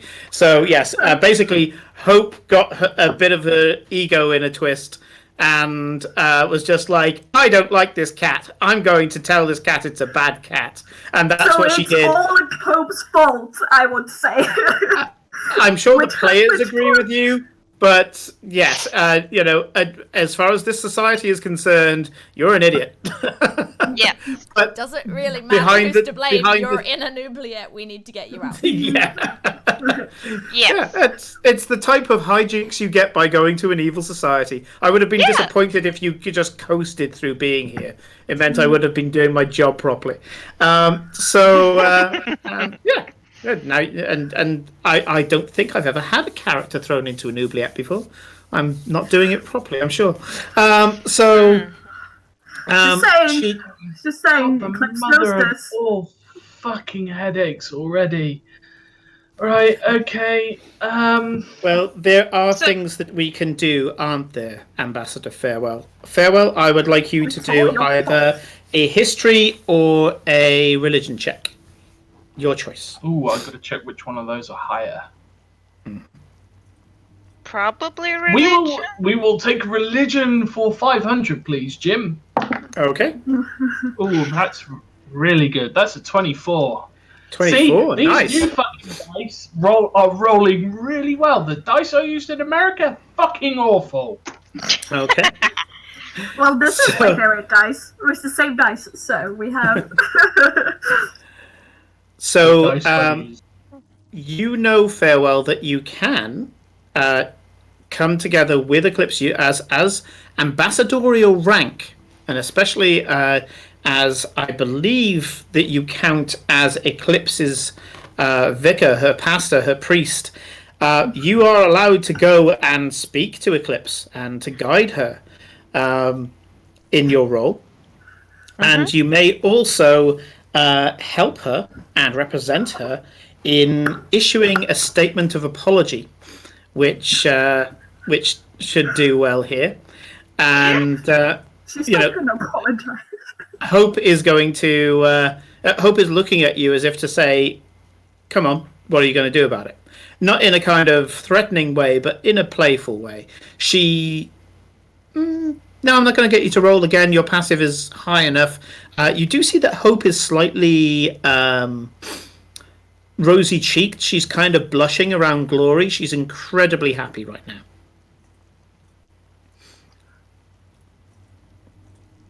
No, not for today. Not for today. Okay. No. Can we please go see Eclipse now? As I have this unending headache already, and I need to go. Oh I yes, have to we. fix this apparently. Don't worry, Farewell. We need to go there anyways because if we wait much longer, it will be rude not to present ourselves to Grandfather. Wait, you mean the dragon? Yes. The big dragon. Yes. Have you already forgotten that we bring a gift for Grandfather? Really, Farewell. I really had hoped you'd Which forgotten I about that. procured, I want to be clear about. I know! That's the point! Possession is 9/10. Yes, Felicia's had this in the bag for ages. Yes. Technically, it's in Farewell's bag, which is why I needed him to show up again. No, I meant you had in the bag the tactic of saying the kitty that's in the oubliette got you this shiny sword. You're welcome. Yeah. Okay, let's. God, she's either the worst fucking bounty hunter or she's just come down with a massive case of the stupids. No, I just think don't her really nature took the touch. better of her. or just a really, really touchy and prideful and Not here. and a dink of a hump. You're not here. This is why Farewell's got a headache. She's Because all he's still, doing is still getting trying bombed. to argue it. Stop it! Just apologise so we can leave. Just Just No, getting bombarded. don't she apologise first? After if arcane you don't message from apologise, you Eclipse. might end up dead. Just be aware. You're only imprisoned so far. Don't make it worse. Like you like this character or not? Because anyways, I just where love are the we? idea that somewhere out there in an oubliette, Eclipse is curled up, sulking in this oubliette, and all the things that Corinne is saying is what Eclipse is saying to herself. She's like, "Stupid dare! I'm not going to apologize. She got to apologize first." And Farewell is The naughty step does constantly, not work on Eclipse. he's constantly getting bombarded with arcane messages to the back of his head that he can't make out because of the protections. So it's just like this buzzing static sound, but he fucking knows it's from her, trying to go, "Can you get me out of this prison? Can you get me out of this prison? I don't know why I'm in here." It's her fault, Farewell. She was the one who did it, you know. She started the whole thing. It wasn't really me. I didn't mean to do it. Also, while I am there in the oubliette, I am gonna do a bunch of stuff with my Bond of Wonder, so I'm gonna see what happens. Oh God. Oh no. Okay. Sure, because this can't go wrong. Let me just bring No. up the table. while I you're got at it, it, yeah, I while got you're it. at it, give her a deck of many things, and everything will be fine. Everything will be Yeah. fine. She's just there playing poker with herself with a deck of many things. Let's- Solitaire. 70. I cast Fireball. Wow, this oubliette. There's no way to get out the way of this this fireball. Okay. I have animation. Well, you've got to beat your own spell DC. Which is So- 14. So Yeah, it's you're not probably very going to high. beat it. Yeah. Yeah. Yeah, even on the dice I beat it. So I don't take no damage. I have fun and cast Fireball. Okay. You do notice that there's an arcane crackle along the stonework. You have a feeling that this is designed to encapsulate magic users. And one more time for luck. 15. What is 15? You're stunned until the start of your next turn, believing something awesome just happened. Okay. Think of something awesome. That's what you believe just happened. Nice. Okay. So that is what I did. Sure. Yeah. Okay, so whilst you're there practicing with your new Wand of Wonders, and don't forget to get rid of the charges, so it starts Yes. off with 7, so you're down to 5. Yeah. So, Wait, this is not meant for combat. This is just a toy, really. oh god, I'm starting to regret it already. So, going back to the party to get you in the same city, at least, as Eclipse. Hope here's your suggestion that you should go and pay your respects to Grandfather and to go at least to the city of Coatl. She takes hold of one of the sandwiches and the high tea sandwiches, these tiny, dainty quarter sandwiches. She picks it up, Ooh, sorry. throws it into her mouth, and chews it, looking at Farewell, smiling, and she's eating the sandwich, chewing on the sandwich, a bit like a teenager chewing gum. Yeah? It's not flirtatious, but it is fun, and you kind of forget almost for a second of what she is. And then she gets up with a bit of a gliding motion and say, "Let's go to the capital, shall we, Glory?" And she puts out her hand to help Glory up out of her seat.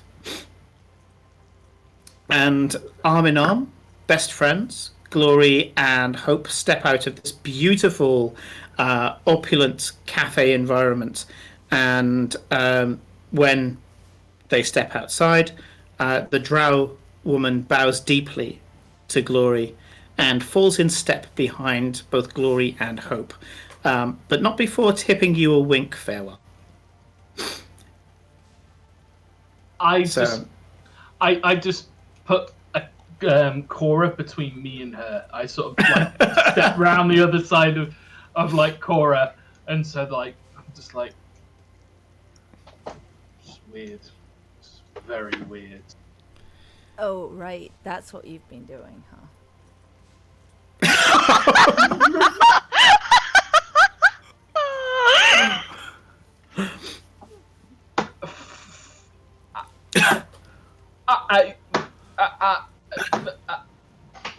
And I just start storming off. I'm going to say Farewell is too distracted to make a notice. But Cora, give me a perception check.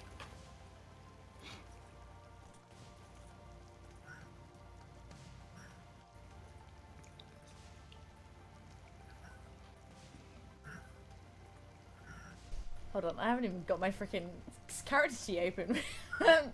Whoops. We haven't done anything yet. Sorry, I rolled a 14. So let me see. I can't remember my perception. Where's my thing? Open it up. RPGs. I doubt it's +0, so I'm guessing you get it. Oh, okay.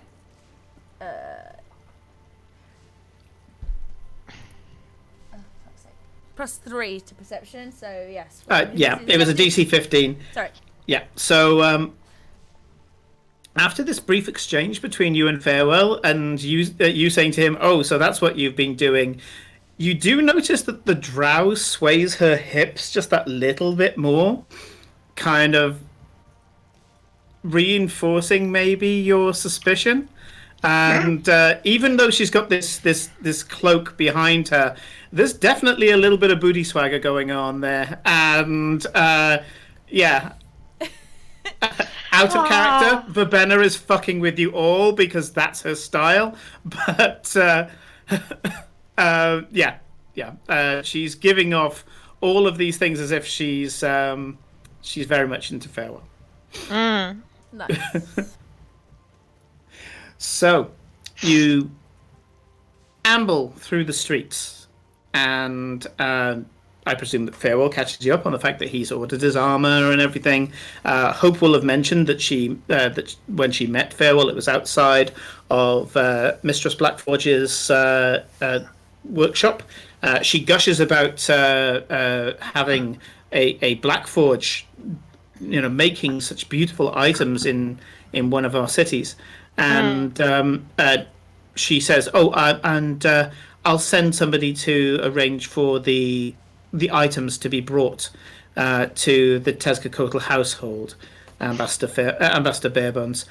So the items will come to you. You don't need to pick them up. Especially considering we're going to be slightly busy and we'll have to expedite our exit. Well, your exit from this from our lands. But anyway, let's go, shall we? You would have really have liked her, Cora. You would have really liked her. She was an amazing blacksmith. Well, maybe we go shopping together instead of alone. Cora throwing shade. I've got my little Farewell's ear getting pierced. friend sass. My ear piercing that now lets me see in the dark, and I'm just gonna be like.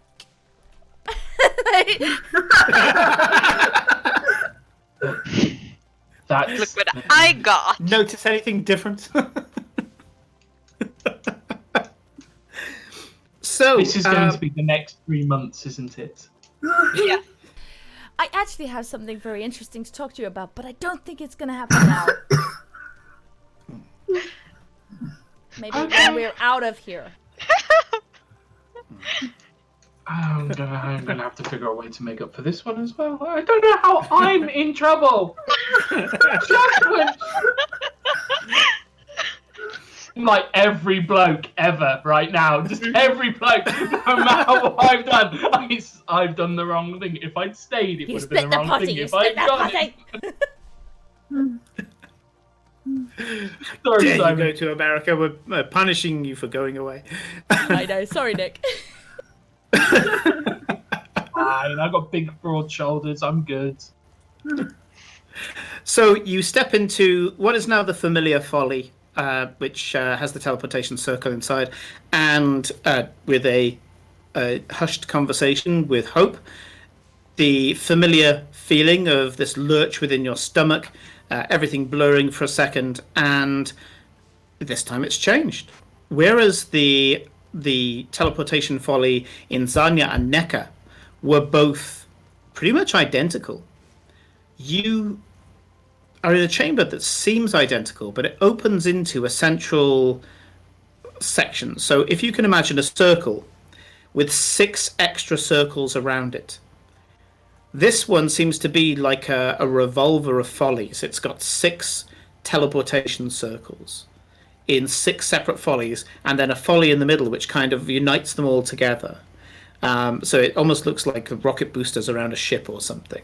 And the guards that you had in the other cities are nothing compared to these guys. These guys, they have their face guards open, and you can see that they've got scars over their face, some of them missing eyes, and have like a glowing ball in place. There's a heavy kind of sense of enchantment from their armor, and they have these same enforcers rods, which are warlock rods, capable of firing out force blasts, but also on the opposite side having this kind of wave-shaped blade that they seem to be very proficient with. And they don't react at all. They are just completely rigid. And the only thing you can see, and again, Farewell Score probably gets this, you see their eyes move to just confirm who has arrived. But other than that, they do not move at all.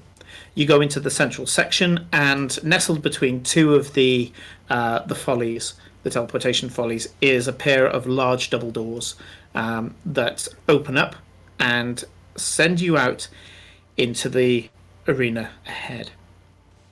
Now, I use the word arena because the place that you're at now is very high up, and it's walled all the way around, and you step out onto a raised platform, like this giant mezzanine floor, this balcony that could probably take 100 people. And there's a few people on here. There's one selling flowers. There's a violinist. There's somebody who is dancing along to the violin. It's very flowing, almost ballet-like movements. There's a pair of young lovers just sat listening to the music and whispering to each other. They seem to be quite rich by the look of their clothing.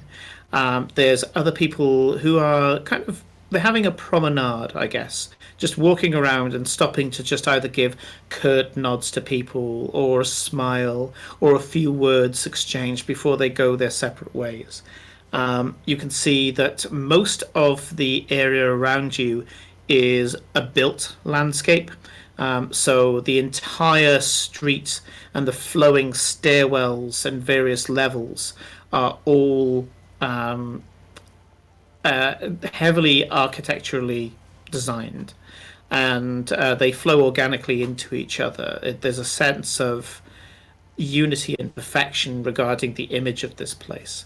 It's also the greenest place that you've seen out of it all. I mean, Zanya had a fair amount of vegetation, whereas Neka was quite blocky and very much like New York City. You know, everything was in blocks.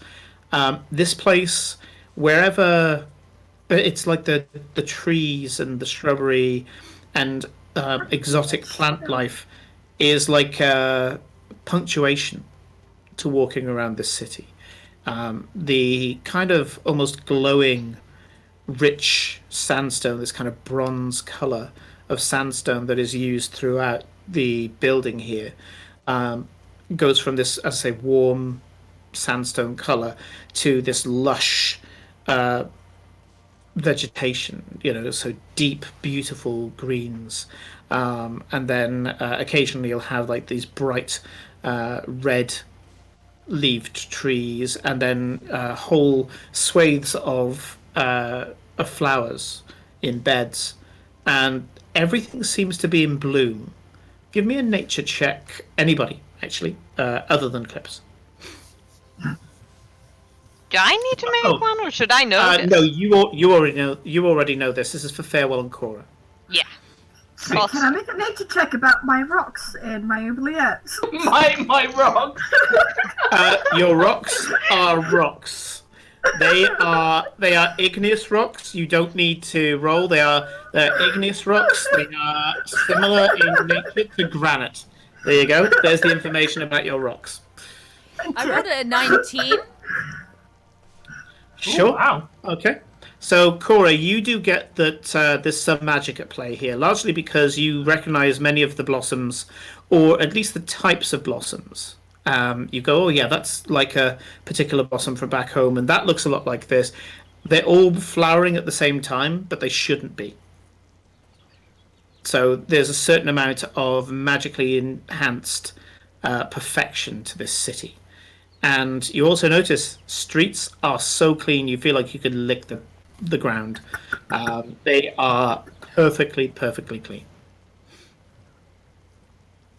So you start walking through the city, and you notice that Glory and Hope both stand a little taller, and the way that they walk is like this promenading walk. It's what's expected of you. And if you didn't appreciate how well-versed Glory's etiquette was before, you notice that her etiquette goes down to a body language level.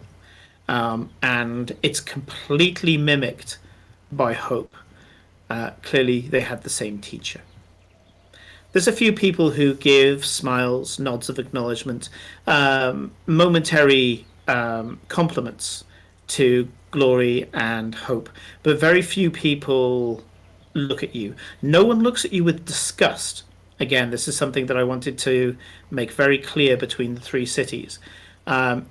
You will get at most a curt nod of acknowledgement or a half smile, which I guess you can maybe interpret as nervous, or you might see it just as a polite prerequisite smile, just for passing somebody in the street. Everybody here, if they have any disapproval or curiosity of you, they hide it completely. There doesn't seem to be any hoi polloi here. This is a very peaceful city. It's not crowded. The streets aren't crowded. Now, if you speak to Glory, she'll tell you there's times when the streets are packed, festivals, public events, things like that. But there are some places where you're just not seen because certain people are expected to be seen there and other people are expected not to be seen. Again, everybody knows their place. You walk across a courtyard towards what seems to be, I'd like to liken it to an Incan temple, I think is what Gloria and I, Felicia and I kind of agreed. Not so much in the architecture. The architecture has elements that you've seen from the other parts of the city. So it's not a just kind of copy-paste Aztec temple, but it's very much this kind of step temple that's going up. And on the top of this set of tiers, and you know that you're going to have to walk up these various vestibules to get to it, is a combination of palace and cathedral. There are certainly elements and icons of Tiamat, but also there are a lot of decals that and frescoes and other such things that show the same black dragon. Your wander through the city, eerie, fascinating, but also alien and intimidating, seems to be something where Glory and Hope, despite everything that Glory has said about how you must always be on your guard, how you must always be ready for your enemies when they come to you, they do seem to show a certain amount of relaxation. How much of it is put on and how much of it is real, you'll have to speak to Glory herself about. But they do seem to fall into this familiar gait where they know how they're supposed to act, and as such, They're relaxed. They don't have to be as on guard. Maybe because the rules of the game suggest that just being murdered in the street is not playing the game, so maybe they know they're safe as long as they're walking. There's something here, either way, that is very familiar to Glory, and you can get for the first time that she's home. There seems to be a little bit of excited energy from Hope, and it's up to Felicia, but it might be aped by Glory, that the closer they get to the palace, the more excited energy that they get. When you finally get to the steps of the palace, it is this hulking monument in front of you. The closest I can liken it to is when I went to Barcelona and I saw the Sagrada Familia. Very, very tall. You don't appreciate how tall it is until you're at the bottom of it and you're like, wow. And especially a lot of the sculptures and frescoes of Tiamat and the dragons suddenly seem terrifying. Just so big and so overpowering. It shows that the door is supposed to be able to be entered by full-grown ancient dragons. Yeah. And you do notice that the steps that you walk up are next to what seem to be ledges, but you get very quickly, especially considering there's some scrapes of nails on some of them, that there's two sets of steps. One for the small folk, that's you, and one for dragons. They're dragon-sized steps. There's guards everywhere outside this palace, but they don't seem to be reacting to any of you as you walk in. The doors to the palace open, and this quiet, serene, eerie, beautiful city is changed, and you get this hubbub of chatter. There are people chatting, laughing, people bustling backwards and forwards with various papers and things. This is the hub of activity for Atol Zaran. And as much as there's a rule for how the city must be, this also seems to be how things are in the palace. It's a place of productivity, progress. And you're starting to feel a little bit more familiar. You're accustomed to the bustling streets of Ostergald, and you kind of feel a little more safe here, that you can be lost into the crowd. However, this crowd parts, with Glory and Hope at the head of your group as you skirt your way through the city. That's through the palace. At this point, I'm going to pass the wheel to Glory. Are you going straight to Grandfather's chamber, or are you going to Aunt Ideal's chamber first? Aunt Ideal is a good start because we need to get the ball rolling for Eclipse's release. Sure. Just ask your friend to release her. Doesn't work like that, and you're not here.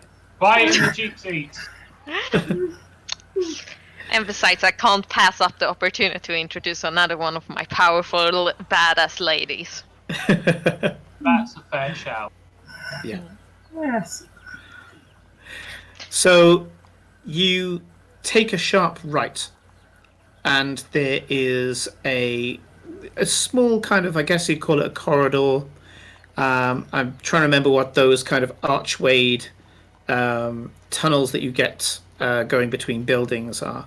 And it's very much like that, and that there's again frescoes of dragons kind of fighting over the top.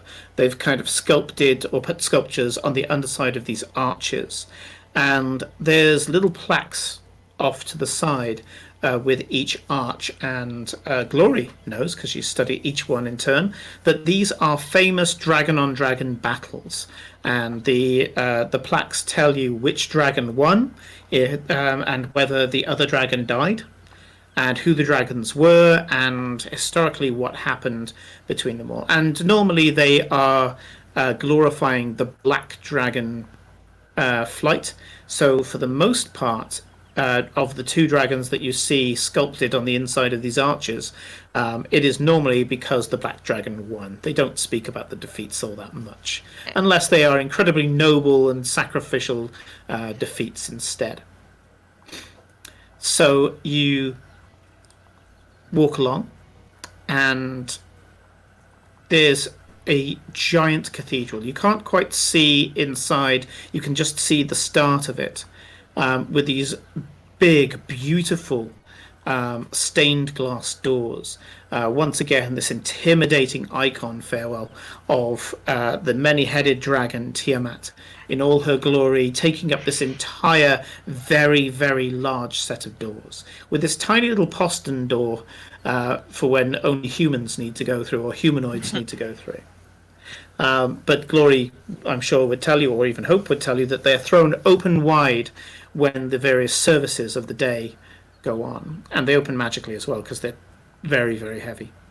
But they take a little dogleg to the left and start going through some very unremarkable corridors. They have some art on the walls, but that's about it. And you have a feeling you're taking like a back route, you know, the route that the people in the know take. And Hope at this point is very much in her stride, and now that she's in the more theocratic side of the palace, the people who see her are genuflecting whenever she passes by, and you're reminded of her title, Priestess Inquisitor. You weave around and go into various kind of waiting areas, I guess you'd call them, lounges that connect various sections of these, I guess what would be theocratic offices.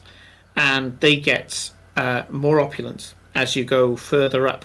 And you're about on the 4th or 5th floor. It's a bit hard to tell. It's a bit of a rabbit warren when there's this big set of ornate doors.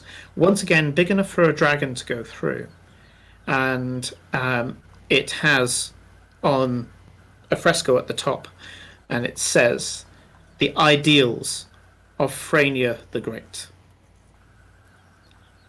And there's a pair of paladins that snap to attention when they see Hope and Glory, and they open the doors, and you're let inside.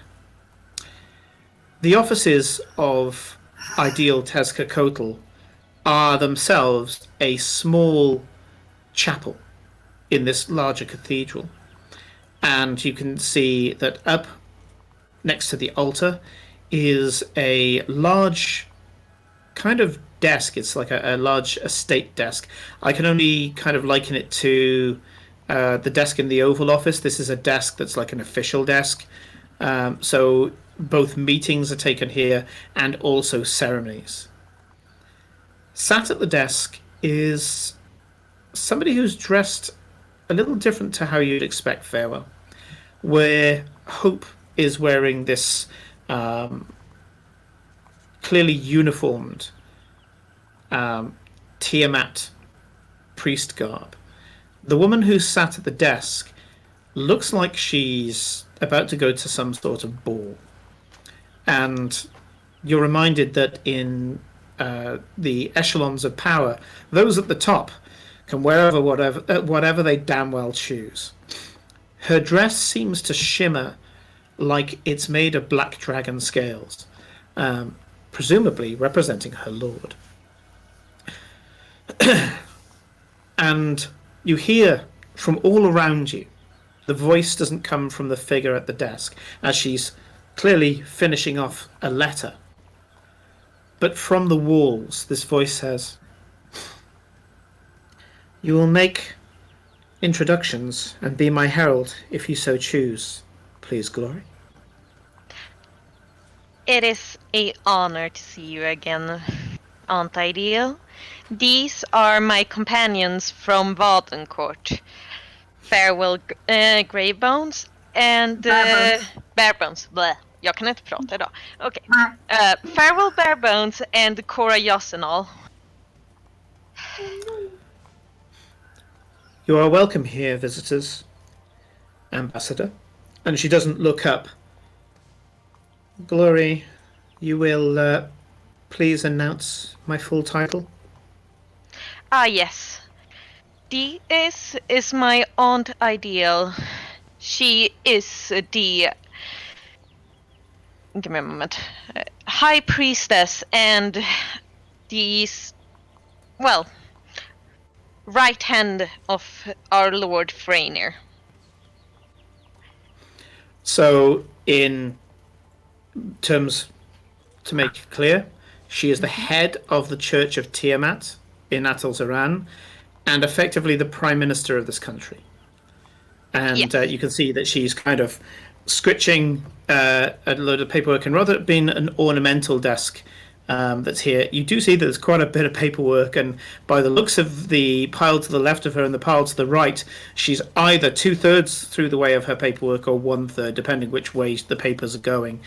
And she stands up, draws herself to her full height, and although Glory and Hope's eyes have the same kind of shine to them because their eyes glow, Ideal's eyes were relatively dull until she stands up, and when she looks at you all, her eyes just seem just that little bit brighter, almost uncomfortably bright. She has the same serpentine quality that both Glory and Hope have. And again, this oversized tail, almost alligator at the hips. You know, this very wide tail, incredibly muscular, with the same signature that you get from Hope of this almost barbed tip. Not necessarily sharp, but you know, I don't think you've got close enough to Glory's tail to see whether it is sharp at the end.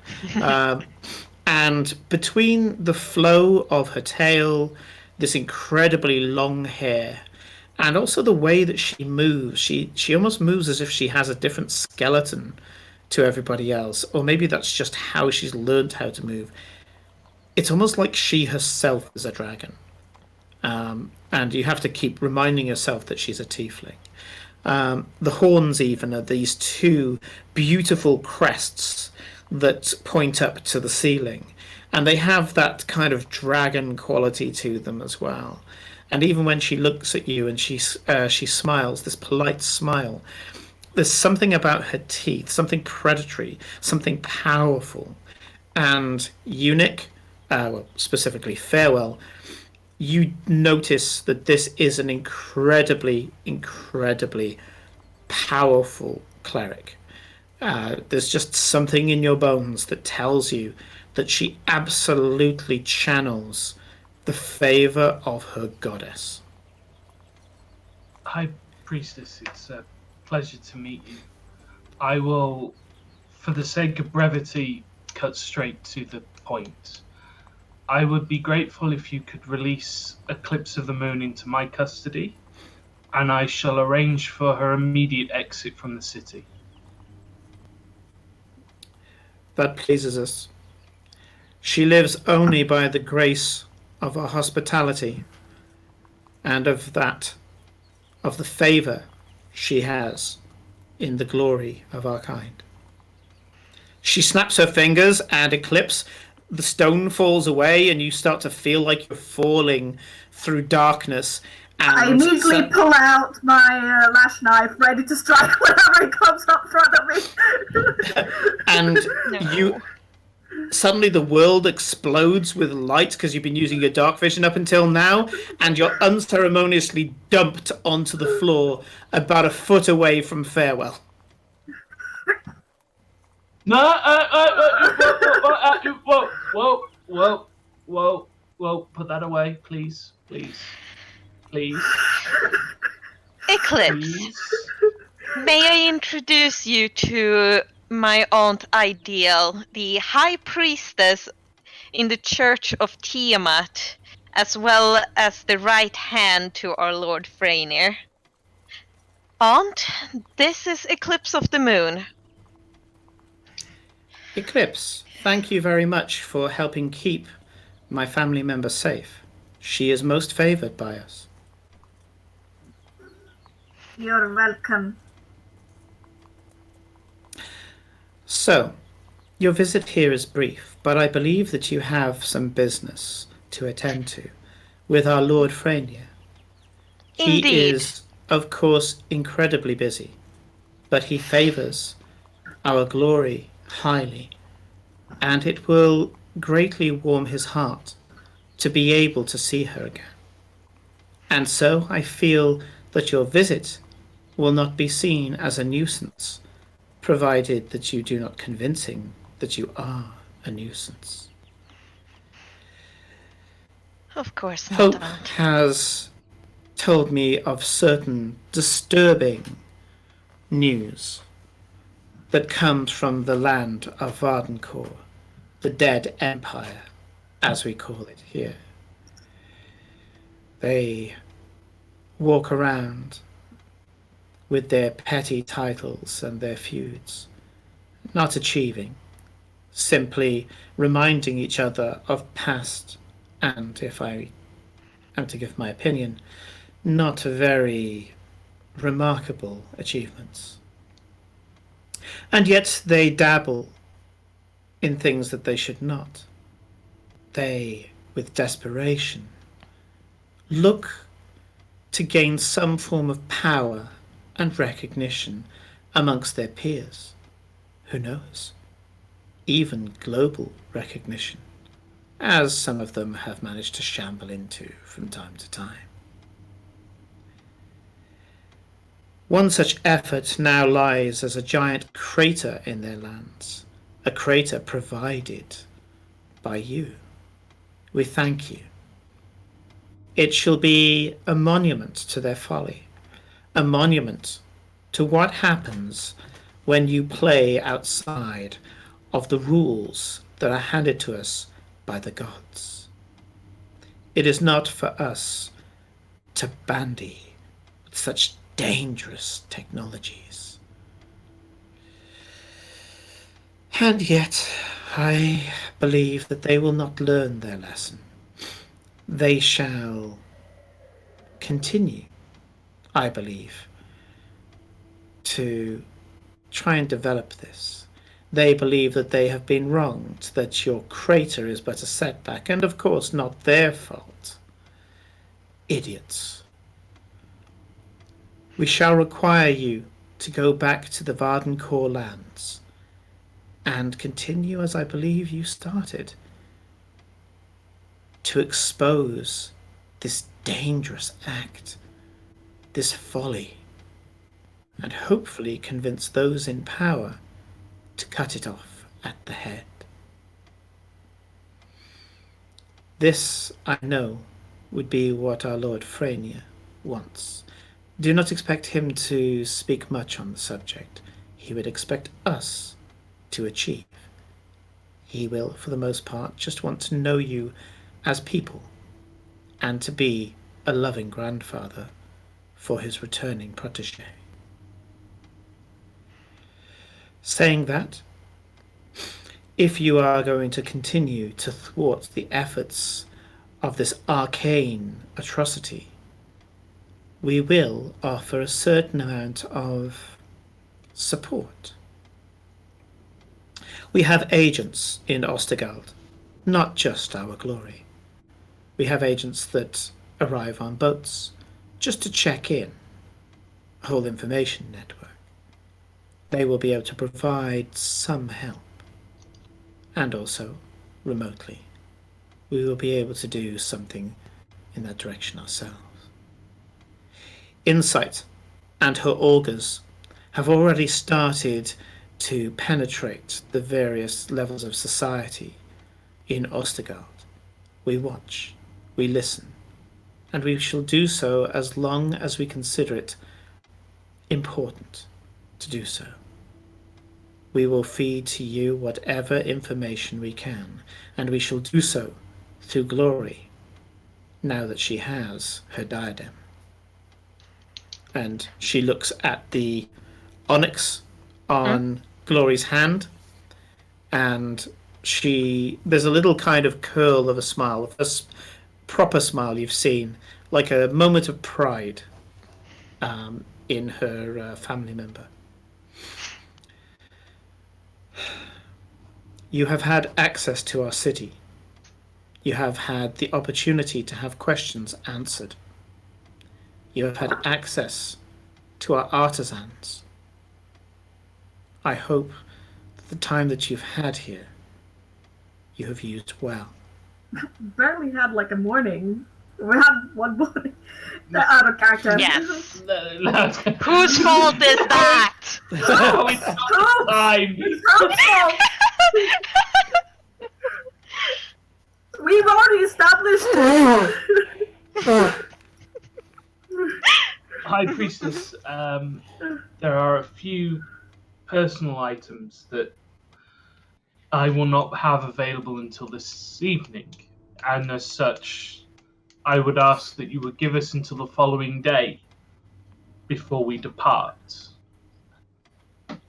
And As long we as shall you do not be- linger long.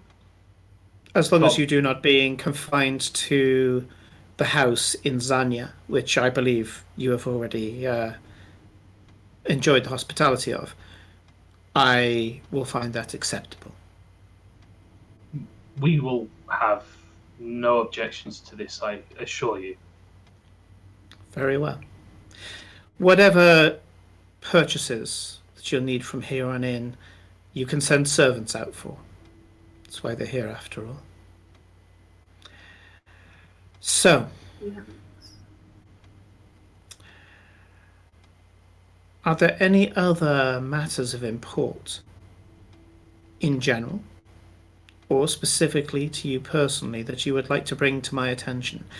Not to bask in my own pride. Few people get a chance to speak to me as accessibly as you have. People wait months, years, to just hear my voice and to be able to give their opinions to me, that I may consider them as I steer this hulking ship of a nation through to the future.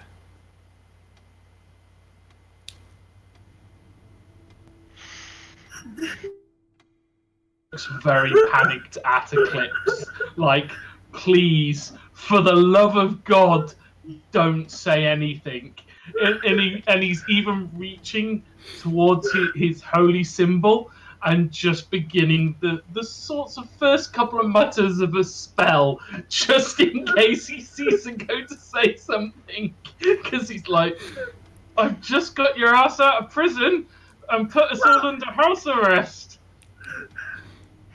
Cora's I do watching not this, believe we but- will need anything at the current moment. I do want to say something. Ah. Don't worry, it's nothing bad. It's just a normal idiocy.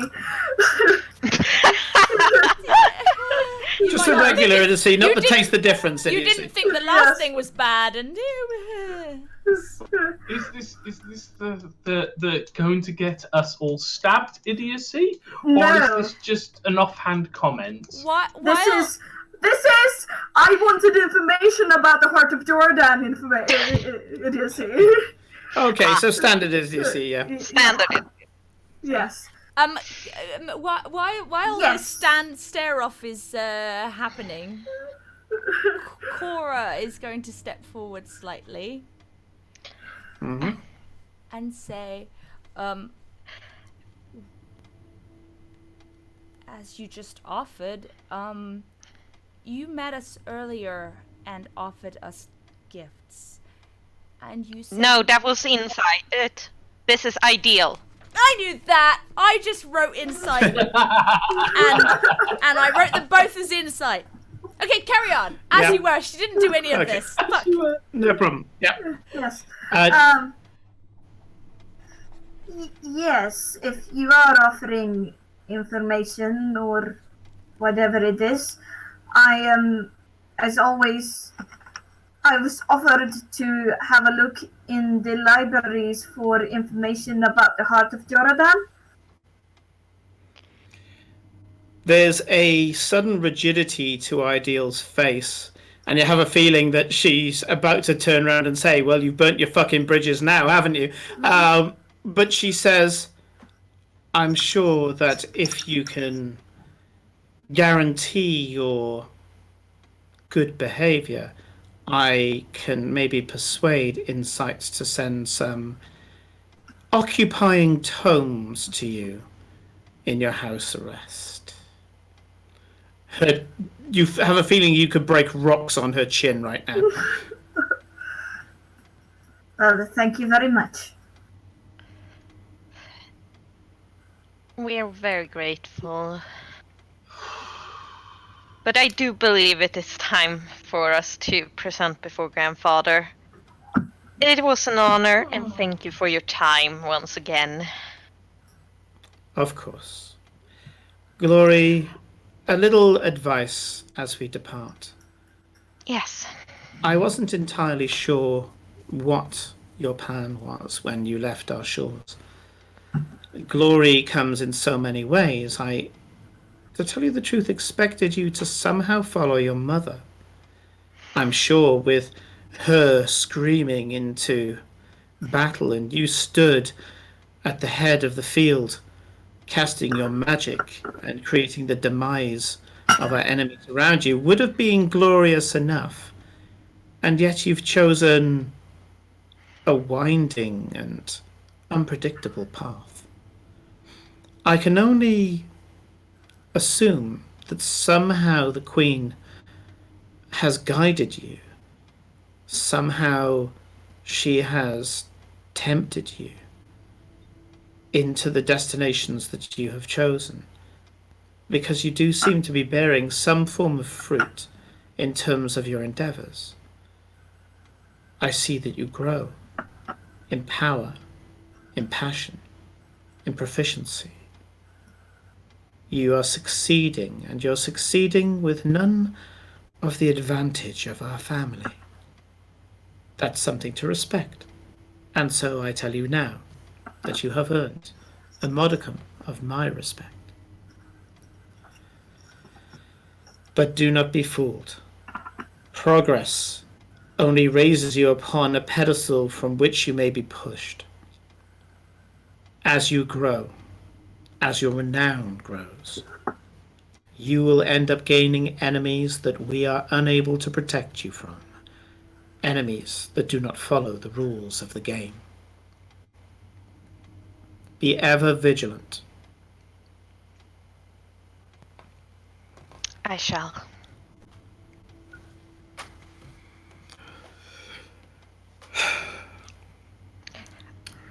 Glory of Frania, I hereby give you the blessing of the great Queen of all dragons.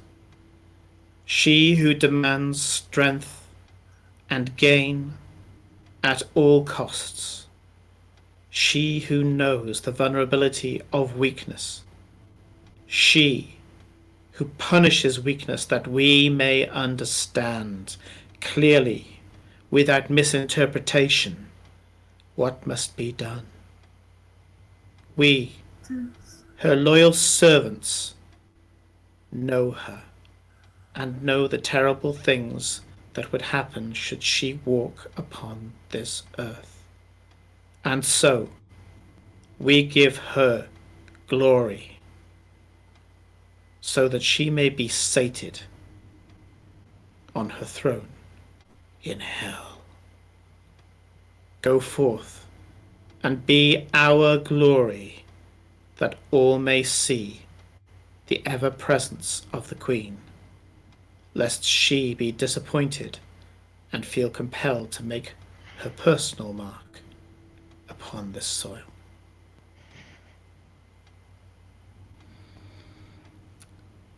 Keep going the way you are, Glory. You have a feeling she was about to say another name, but she quickly corrects herself. And I shall present you with a favour the likes of which you have never seen. You have my permission to leave. Before I leave, if I may, could you give my regards to Mother when she returns? It shall be my pleasure. I shall very much enjoy her return. Once she has her usual cooling off period, of course. As per usual. Thank you. We have the sacrifices ready to make sure that she is suitably sated before she is able to rejoin society. And with that, she kind of gives a kind of half bow to you all as if to say goodbye, and turns her back on you and walks back to her desk. This way now. Whew. Okay. So You the did- show of power. Glory, thank you. I can't help but feel you just saved us an awful lot of time there. So, thank you. Yes.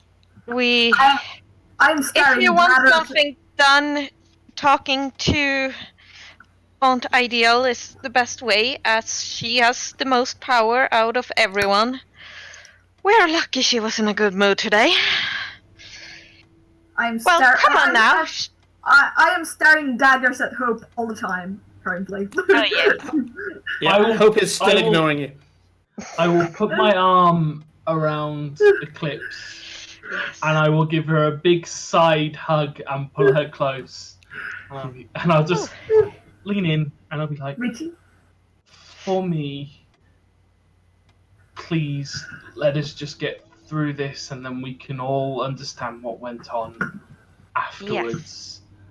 I already have Cora very upset with me. I don't want to add the toll. Well, I'll be glad to announce that usually meeting with grandfather goes better than with Aunt Ideal. As long as you don't say anything wrong, that is. Great. Hope turns around to you, and you're kind of back at the beautiful, large stained glass doors. And she turns round, and her tail and her skirts whisk around beautifully as she does so. And she says, if I can find the right one to click off. There we go. There's... Oh, no. Where's Insight? There we go. Insight. So Hope turns around to you and she says, I need to commune with the Queen. But this has been wonderful. And at some point, should this affair become important, you may find that I come to you. Great. And with that, she embraces... Before she leaves, Glory will just embrace her and then take her her face in her hands, putting their foreheads together, and forever and ever, even after all this, I am yours, as you are mine, always. And she very, very quietly, quieter than you, mutters, always. And this time, Farewell, previously you saw a little bit of a blush, this time you see a full-on blush, and she runs kind of almost embarrassedly into, well, not into, but through these large ornate doors. And as the door closes behind her, there's this sudden whip and whisk as the tail shoots through the door a millisecond before it closes. Ah! To cover up a gag, Eclipse pretends to cough up a hairball.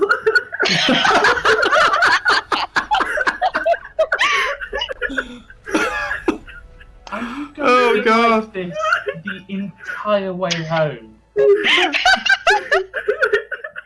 The problem is, coughing up a hairball sounds more like a gag. It's a full-on...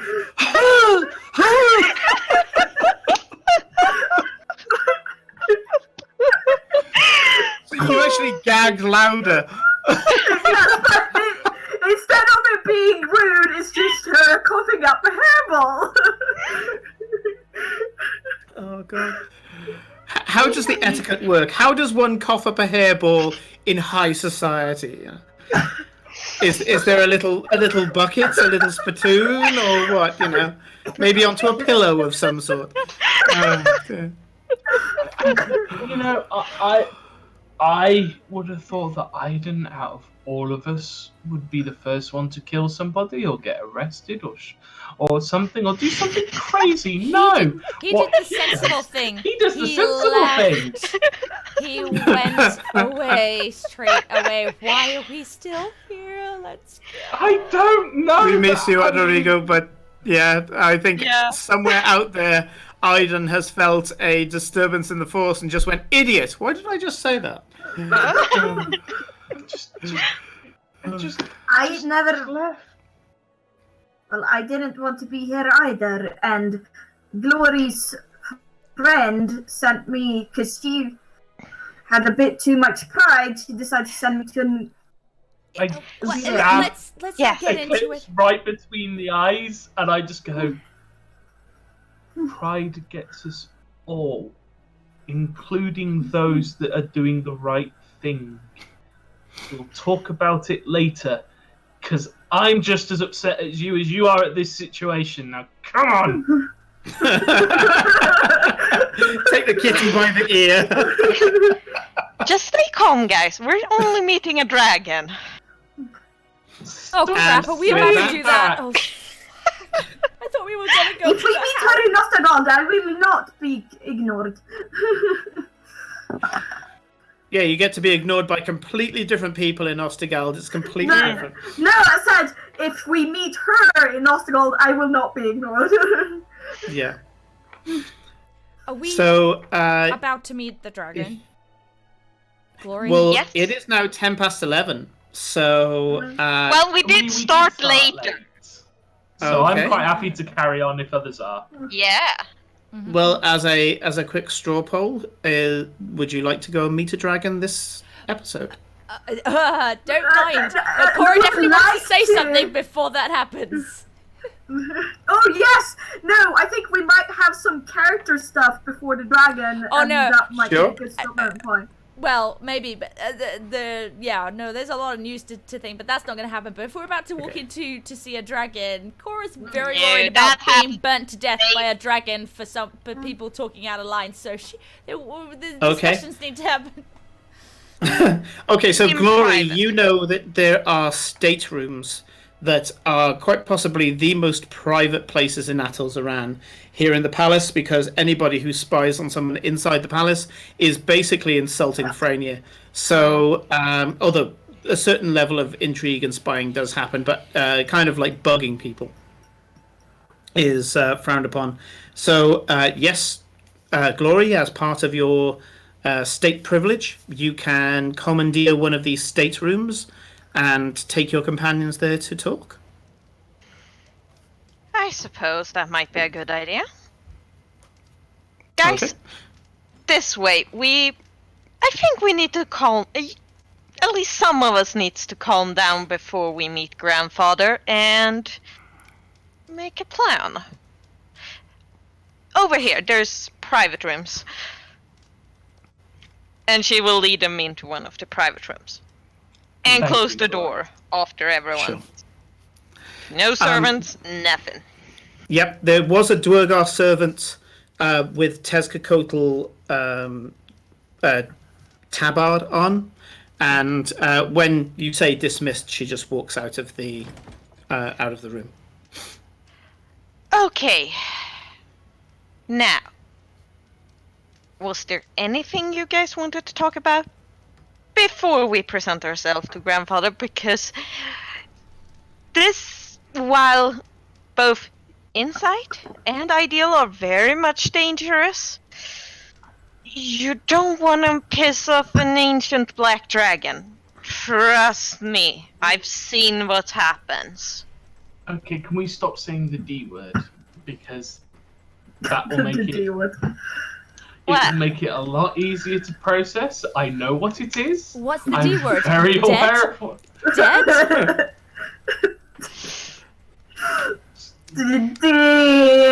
Something. Sorry, there's a childish part of me that's just laughing at Farewell not being able to process the D, so yeah. you've already said this session that you're going to put something inside him, so let's not go down that road, shall we? That was hope. I just call it as it is.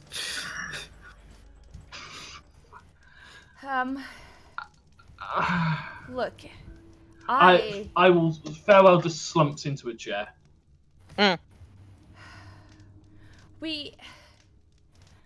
Okay. We might not. We're in absolutely private room, right? Yes. Glory will have explained that this is heavily, heavily warded. It's almost impossible for someone to scry into this room. Okay.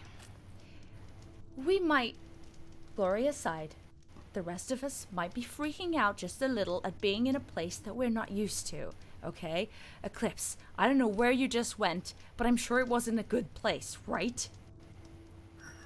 Well, it was just a dungeon, but yes. Also, Glory, I am very sorry. The word I'm looking for is sorry. No. Because all I did was... It doesn't matter. Tell her friend. It doesn't tell her friend. matter. You're in What a if place she's so where close with the person? they're gonna kill you. It doesn't matter if you don't agree. We need to keep her mouth shut and get out of here alive, and then you can rant all you want. I mean, don't you think we're all not thinking this is a good place? But we can't say it in the streets or to people who believe it. That's not what I said, Cora. You did not listen to what I was saying. It doesn't matter what you said or even what the words you used. It was how you said it. I mean, we're so upset because if you had died, we wouldn't know what to do with ourselves. We can't lose you, Eclipse. That's we why care we just need too to not much say for anything. you. Just We just want you to be safe. Both of us are very worried about people dying. I'm worried about people dying in strange cities. If I hadn't, I wasn't there, and if you had, please don't be so reckless. I care too much for you. Please. Well, that's the point. Or I was getting angry at someone for ignoring me. And then they sent me to an oubliette for asking them to pay attention. Which, Glory, I don't find very fair. And you're very good friends with this person, so I did not see how this could happen. The rules are different. Hope is mine. I'm hers. That's just how it is. She was excited to see me. She was not excited by the fact that I brought others with me. Well, do you see the problem? But that doesn't excuse sending someone to yes, a it prison. Does. Yes, No. it does. Here You're it in does. a place where this is an evil society, and you're worried about someone being rude to you? Get over it! You're about to meet a dragon who could kill you with a snap of his fingers. We need to just eat it and shut up and get out of here alive. And if you don't think you can do that, then I don't want to walk into this place with you because I don't want to die to a dragon just because you feel he's being rude. Don't worry, not gonna do that to a dragon. I'm not stupid. Well, you did it to a priestess of a dragon. It's basically the same thing. I did it to Glory's friend because I thought that being Glory's friend, she was on the same wavelength as us. No, you challenged her to and fight she's you. the only reason you're alive is because it was Hope. You said that too. Well, the only reason she was the one who got offended. That was her right as a priestess. I don't think you understand. The priestesses are amongst the most powerful people here.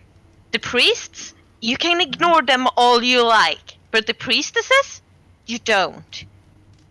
Aunt Ideal is She's the ideal. She's what all of us are supposed to be. And Hope is her apprentice. She's supposed to be the next one. The fact you spoke up to her in the presence of even servants. I'm so sorry. That makes a lot of sense, and Yeah. I'm gonna say. And I appreciate this is new information for the characters because you know Glory knew this right from the start, but now that Glory kind of goes, this is the person that you were speaking to. It's kind of like the heir to the throne, but in religious terms, and you're like, oh, okay, didn't know that. Yeah, but Okay. Glory, I didn't know that. Yes, because I didn't get to explain it yet. We were just catching up, and then you acted out. I didn't even get to bring you into conversation yet. I understand you felt left out, and I wanted to try, but you must understand I haven't seen her for 3 years. Well, you didn't make much enough effort, Glory, to include either me or Cora in any conversation. I don't Cora's care. kinda grateful of that. I don't want to be in a conversation. I'm happy to stay out of it. Because I don't know what's right and wrong here, and I don't want to say the wrong thing. I don't care if they're being rude to me. I just want to go home.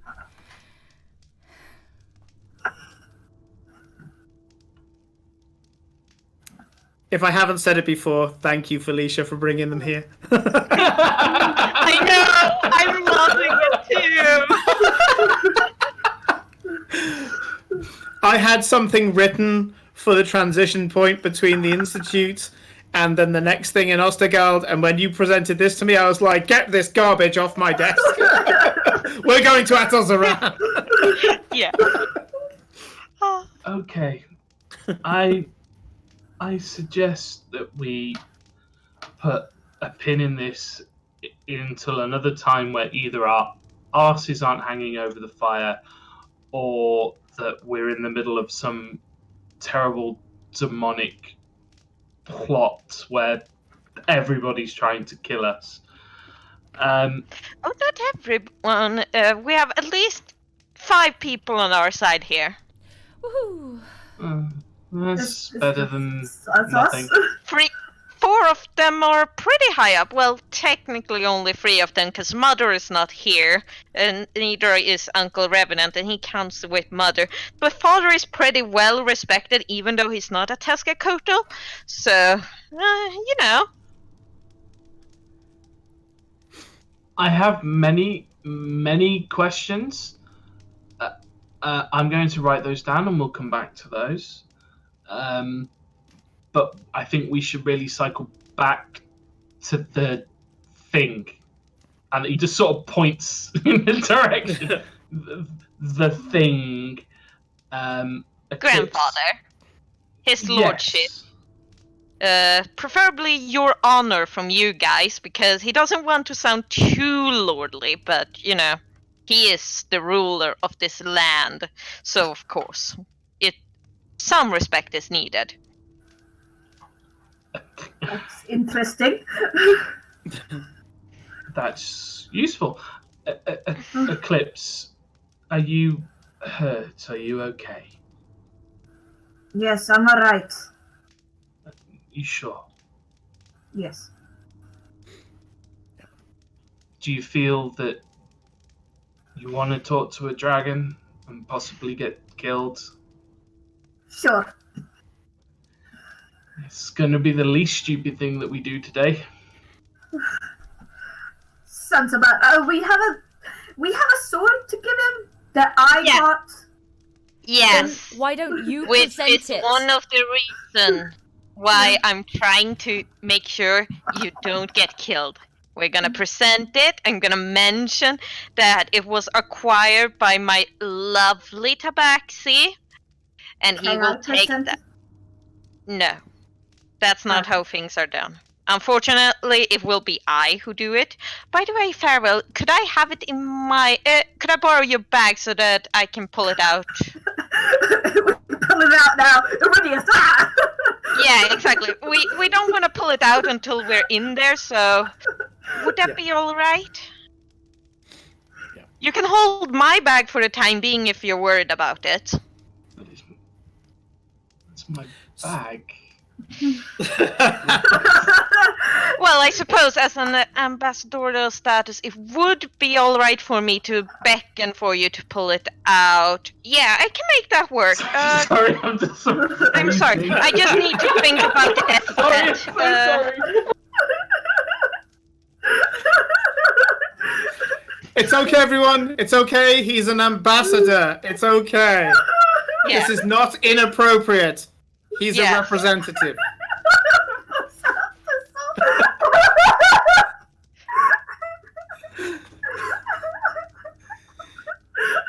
But if we're gonna play that card, you might need to actually say a few words.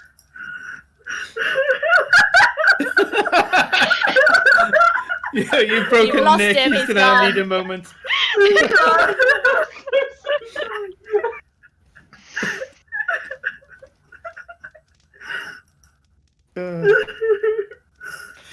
If I'm not No. breaking them, then I'm not doing my job, you know? Oh, because I'm sorry, I just got this mental image of Farewell just stood in front of a dragon and just unzips and like, what are you gonna fucking do now?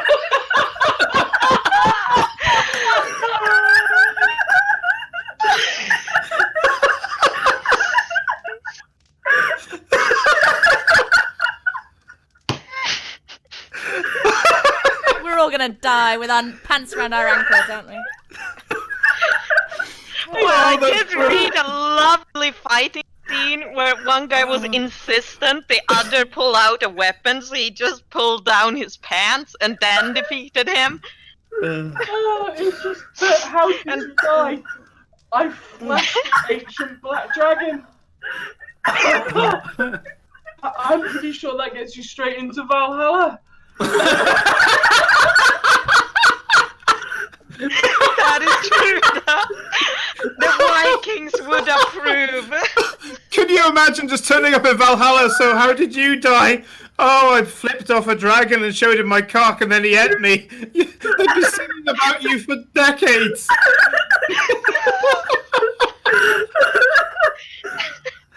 Oh god. All joking aside, Glory, I'm quite happy for you to take my pack and present the sword, as I know you'll give it to me straight back. I trust you. I trust you. Thank you. Okay. That means a lot. What else is there? Apart from saying your honor, what else are we gonna be expected to do? Don't look him in the eyes. You Good to can know. look at him, That but was not useful. in the eyes. Yes. You didn't tell us that, so thanks. Great. That might be, yeah. I'm so used to everyone, well, the family being so high up that it doesn't matter, but I need to think a little bit more about the etiquette lessons. Oh, that was a long time ago. I haven't needed them so much in Ostergold. Well, I can help you a little bit there. So one of the major things about it all is that the petitioner, which is Glory, can speak to Frania as she approaches. Although chances are, and it's normally most advised to wait for him to engage you.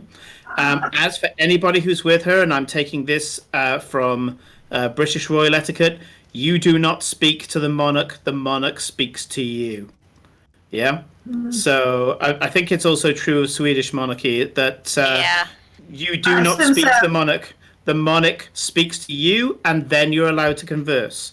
But until they speak to you, you don't just go up and speak to them, or you don't just pipe up and say something. You wait for them to turn around and notice you. And then after that, you're good. You know, you can pretty much be part of the conversation. But even then, you allow them to lead the conversation, or what the subject matter of the conversation is. If he asks us questions, should we be honest? Yes. No. Because he will kill you if you lie to. Okay, If don't he- lie. But, okay, well, hold on. If he asks But- you if you worship Tiamat, are we meant to lie or say no? No. Because we're gonna You die can either say way. no. No. You must understand, as outsiders, it is common practice for you guys not to, well, worship the queen, and that is accepted. Which is why Farewell hasn't been killed from being in the city. But just don't say it's a stupid thing or that it's evil or did anything they? like that. See, this is why I sent Vanessa after you. Hold on, you what? Oh, it was alright. It was just some thugs. It's no different than being in Freetown. Except that The these reason why you ones... shouldn't have gone off on your own. These ones didn't get freaked. I mean, these ones didn't get freaked out. But you remember we used to do the whole little trick where I used to make all the whispers and then they run away scared. And these ones were a little tougher. That was all. It's fine. They I would ran have into to her. be. Oh yeah, I hope she was a delight to you. She was very nice. That is good. That is very good. Whew, I was a little bit worried about that. Oh boy. Okay, Okay, let's get this. let's over do with. this. Yep, not least of which, I think we need to get this done by midnight, I would suggest, which is 1 for Felicia, and I don't want her getting more tired than that. It's fine. I haven't You taken come my out of meds the yet. stateroom, and there is a courtier waiting for you. The courtier, who is a high elf, funnily enough, walks up and with a large bow, and actually, yeah, I'm going to do the equivalent of. I'm going to throw one of my characters in here with a bow. This elegant high elf says, "My lady Glory, please allow me to be the one to escort you to the doors of Frenia's chamber. I don't have any business in there right now, but it would be a great honor for me to promenade with you on the way there." You know that this is Dorillian Evermorn, a courtier who's currently visiting the court of Atalzaran, and he is from the twin planar district of the Evermorn region. So in the prime material plane, the Evermorn lands come out in Meridia, and they go all the way through from the prime material plane into the Feywild, into the Winterlands, which is full of unseelie Fey. And they are true Fey that are associated with poisonous plants. He's at home here. He's very much at home here. He has vine-like Brilliant. tattoos all over his face. He has this honey blonde hair that cascades down over his shoulders. He is mostly wearing greens and browns, but still looking really stylish with it. He walks very rigidly. He has a wand at his hip, which is a big thing for him, because normally they don't wear weapons, but he seems to be allowed to wear his wand. And there is, you can see perched nearby, his familiar, which is an owl. Interesting. And he takes your arm and walks you towards the court. And with He's a in the curt chat. Mm-hmm. Oh, yes, you put his picture in the chat, thank you. This is one of my player characters. I thought I'd place him in the world, because I don't know where he currently is, so I thought I'd put him here. And Why not? he gives you this lovely bow with all the flourishes and says, "My lady, it shall be an honor that I shall remember always." Stands up, draws himself to his full height, which is quite impressive. He's about 6'8", and he, with a kind of a nod and a little wry smile, he turns on his heel and walks off very rigidly in the opposite direction. Kind of a show of support between your family and his that's shown by small gestures. Goes to find a human cleric, female. So, you are at a set of familiar gates, and another chamber, but this another courtier, but this time a servant of the court bustles up and says, "My lord Freynia is in with the financial councillors right now, and I don't, as much as I'm sure he would be," and you can tell that this guy's just kind of having a panic attack because he's not sure who would be more preferable to be in there, you or these very influential councillors. I know what I'm Glory's opinion is sure going to be. he won't mind. Ideal said it would be fine anyways. At the sound of Ideal's voice, the courtier just bows and backs the fuck away, glad to no longer be part of this process. And there's a pair of guards that seem to be guarding the door. You know this door, again, very large doors. You know the doors will not open unless the guards allow it to open. And they kind of wait for a look from you. And with just a small nod in their direction, they place their hands out. Again, these are black guards. They're part of Black Watch. And they place their hands against the door. And the door just cracks. And with a very ominous rumbling, these doors open around about 10 foot wide. But if they were to swing open completely, they'd be about 60 foot wide, I guess. Mm-hmm. Inside is a large gilded chamber. There's gold leaf on, once again, these kind of carved pillars, and the chamber is huge. It's the size of a cathedral itself. However, if you were expecting a large dragon, as you would expect, you'd be disappointed. Instead, you can hear, very echoey and very thin in this chamber, a pair of droning bureaucrats having what is their equivalent of old guy bitch fight. And as you start to walk through the chamber, you can see that on a throne that's in front of a large set of steps, which is in front of a much larger throne, which is empty, is a figure you can't quite see too clearly at the moment, but this kind of blonde-haired figure with some sort of crown, maybe, on the head.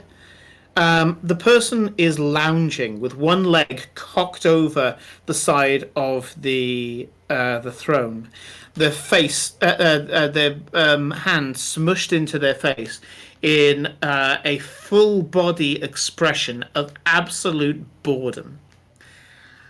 With some chairs that have been brought up and placed in front of the throne, two old men, both of them bearded, one of them a salt and pepper hair, the other one a kind of grey going into white.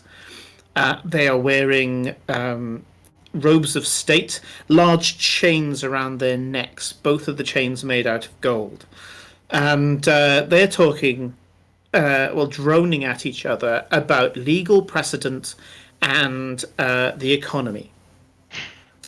And you can hear one of them saying to the other, "And if you recall, our Lord Freynia in the year 1707 did say and express upon the people that the market forces shall never be set into this pattern that the right honourable gentleman here in front of me has been trying to get this economy into for the last 7 months. I say to you, my venerable lord, that this man, through his machinations and his creative accountancy, has gone against your express permission, your intentions, and the direct words that you, sir, have placed before us to guide us into the future. As such, he has defied the word of our great Lord Freynia, and I say to you, is this any different to a treason?" At which point the other guy goes, "Treason? Treason? You want to speak to me about treason? I say to you, sir, that his policy the last 2 years has been directly flying in the face of the teachings of Tiamat. If you were to get a high priestess ideal here, the ideal of you, sir, our Lord, our Savior, our guide, she would tell you that this man has been pouring policy of weakness and unnecessary compromise into our economy and weakening it, allowing us to make mistakes that should not happen, sir. And you can see that these droning individuals are pissing off the figure incredibly. He's got to the point now where the fingers on his face, as he's there, I'm sure he started off with this kind of thoughtful pose. Now he looks like a guy who's falling asleep into his hand. The fingers have smushed into his cheek, and he's just there. He's kind of, looking like he's about to fall asleep. And as you get closer, he shoots upright in his chair. As he's doing so, the true droning chancellors are continuing. And just another thing. If you want to talk about precedent, sir, I would say silence. And he stands. Frania speaks.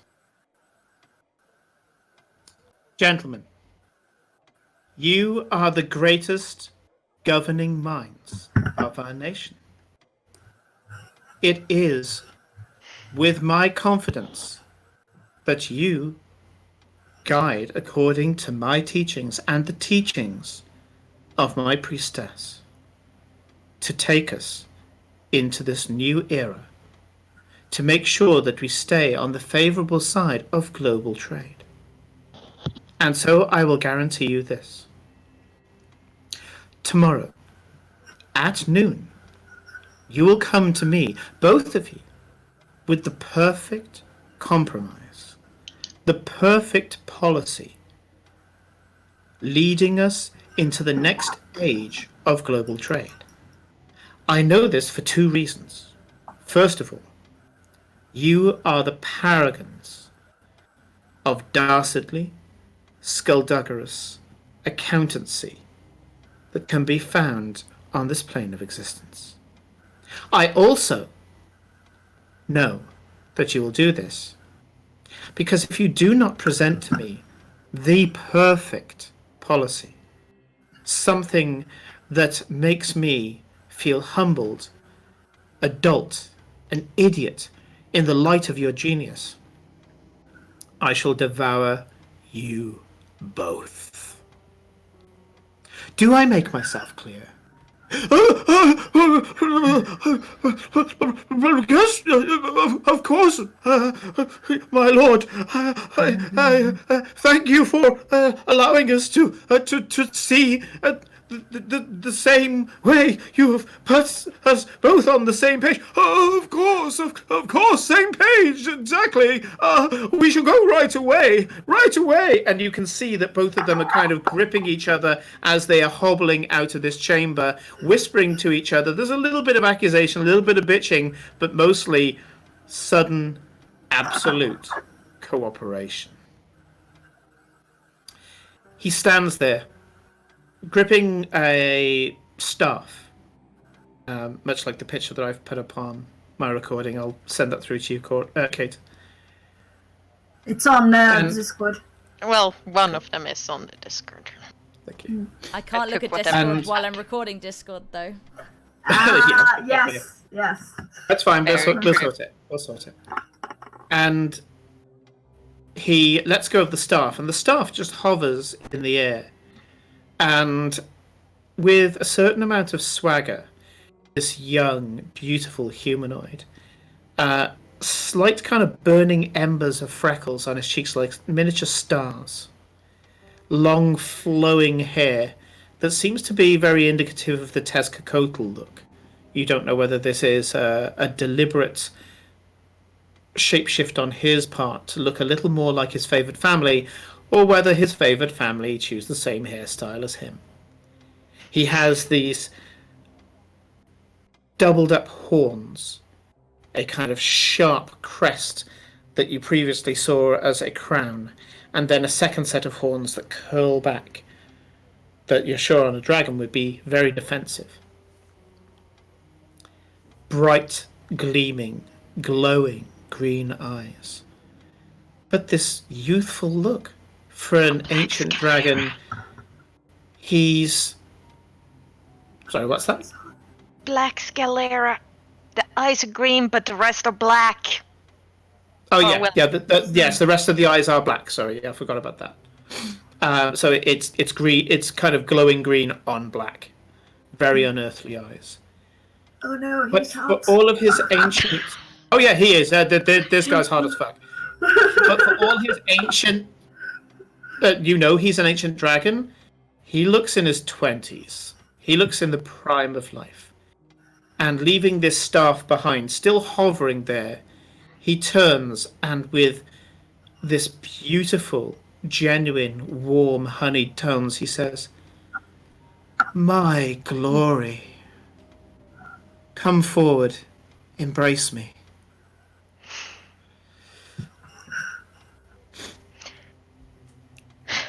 And she will. Yeah. The embrace is, again, for all his youthfulness, once Glory walks up to him, you realise that he is quite tall. There's a little bit of perception bias that's going on here. This chamber is so damned huge that, you didn't see his size, you didn't see how tall he was, because of the setting that he's in. But now that you can compare him directly to Glory, as she walks up, she almost looks like a child in his arms. And he greets her like a long-lost parent or grandparent. Well, I'd say it probably looks more of a parent because of his perceived youth. And he gathers her up and hugs her warmly and whispers something into her ear. At which point Glory kind of gives a little laugh. He then holds her at arm's length and says, "I have missed you so.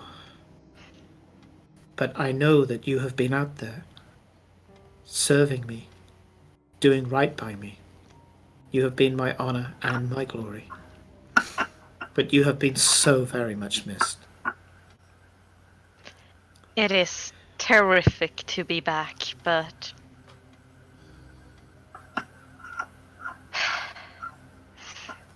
it truly has. Vadencourt just isn't home.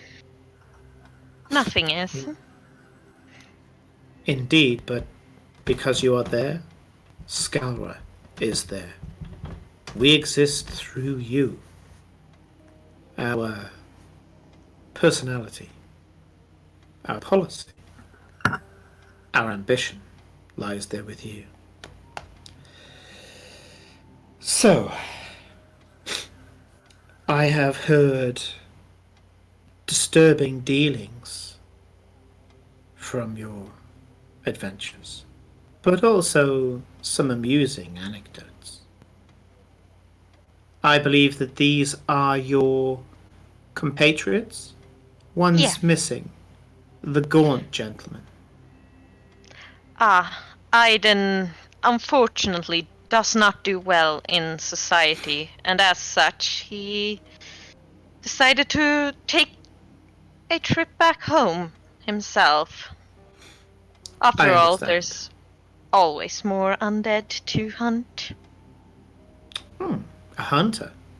I can respect that. Very well. This, I know, is a social call. You need to speak to the family. But I do appreciate it. I have been watching your progress with great enthusiasm. Do you like my gift? And he looks at your hand. It is the most marvelous thing I have ever received. and I see that you're making good use of the pet that I sent you. And he reaches out to the shadow drakeling, which, to remind everybody, Glory always has this shadow wormling around her neck. And as he passes his hand through the shadow wormling, this is the first time you've seen the wormling act like a cat. It kind of purrs in a very off-putting way at his touch. He has been quite the help indeed. And I do love the effect it has on people. I've recently travelled abroad myself, Please. under my master's attention. It was interesting, I suppose, after a fashion. I came back with quite the prize. But then, of course, I had to pass that on to my lord.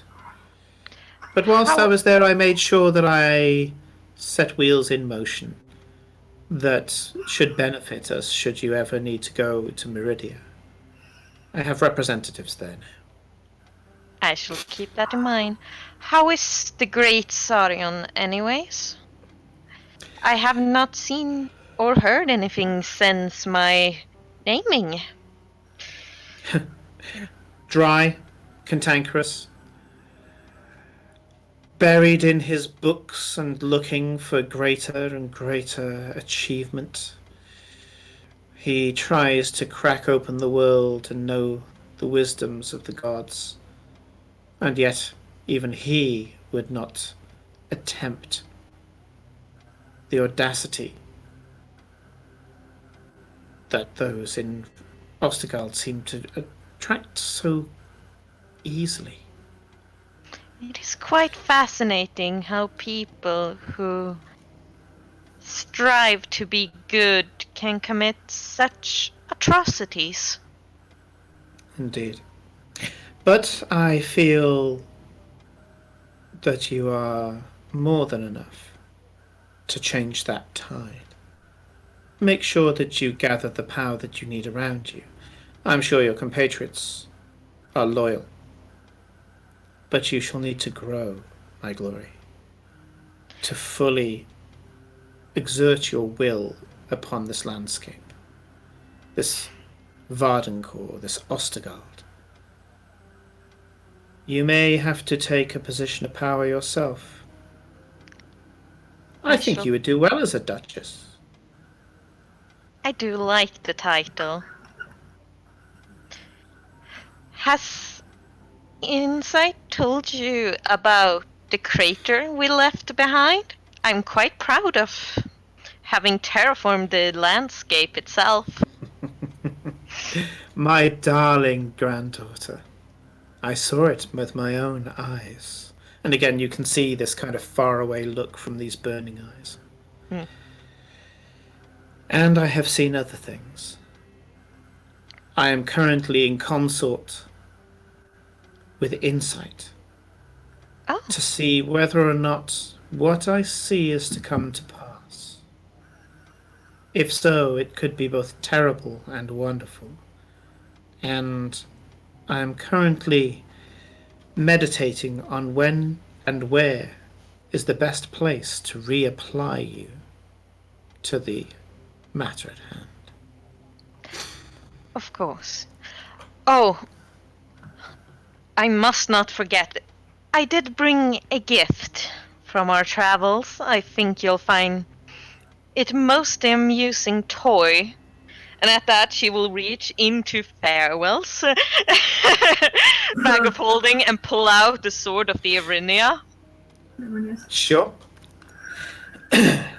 As you pull the sword out, the sword begins to emit a sound like a faraway scream that is heard through glass. And you all watch as Freynia's eyes glow and glisten. And there's a low rumble as if of thunder that's around you. And he goes, "Oh my! Oh, you are all to be congratulated. I was about to say you shouldn't have, but you really should. And he strides forward, almost skipping playfully, and he stands before Glory and Farewell, and he looks at it, but of course, he... Yeah. Yeah, because he's taller than Farewell is. Farewell is the tallest of us. I was about to say Farewell's 6'3", so he's bigger than that. Yeah. He's around 6'8". Yeah. So. Oh. Yeah. Frenya makes sure that nobody else is taller than him. It's even dragons get a little bit of insecurity, and if you're a shapeshifter, bring your A game. And he waits for Glory to hand it to him. Good. So I presume that you give it to Frenya? He holds it in his hands and says, "She's going to come looking for this. That's going to be an interesting diversion." With all the boring politics, not to mention your finance council, I thought the amusement would be a suitable gift. He turns it over in his hand and says, "I've never had a pet Arinius before. I will enjoy her tremendously." I wish I could have gotten her bow. And he kind of swishes it through the air with all the grace of an expert swordsman, and lets out a chuckle, a genuine chuckle, but the chuckle has this kind of growly undertone, and once again there's this kind of far off sound of thunder. And he says, "You find yourselves in my favor, all of you. I believe you to be friends of Atal Zaran." And he looks at it with a kind of look of, I guess it's to get my 7 deadly sins right. It's not greed or gluttony. It's I guess lust. He loves his new toy, and he looks at it with a look of absolute satisfaction. Mention that I got it. It was quite the experience, and my dear Tabaxi was quite swift when she stole it from her. You clearly surround yourself with people of note, people of skill. Surround yourself by proficiency, those who are success personified, and you shall go far. I am satisfied. If I did not believe that you would be safe, if I believed that you would not be successful in your endeavors, I would dismiss these people back to their homes and reassign you myself. But I believe your judgment can be trusted here, and as such, I am satisfied.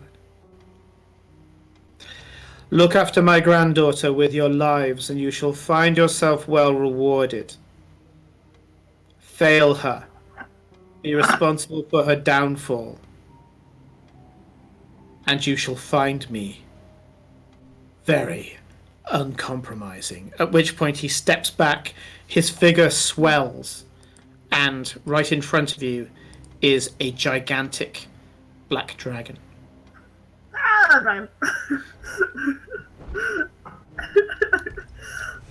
It stares at you with... Yep. He stares at you with these cat-like eyes. You can see even more now the black and green of these eyes. He has on him small trinkets. Not looking in the eyes. Oh, well done.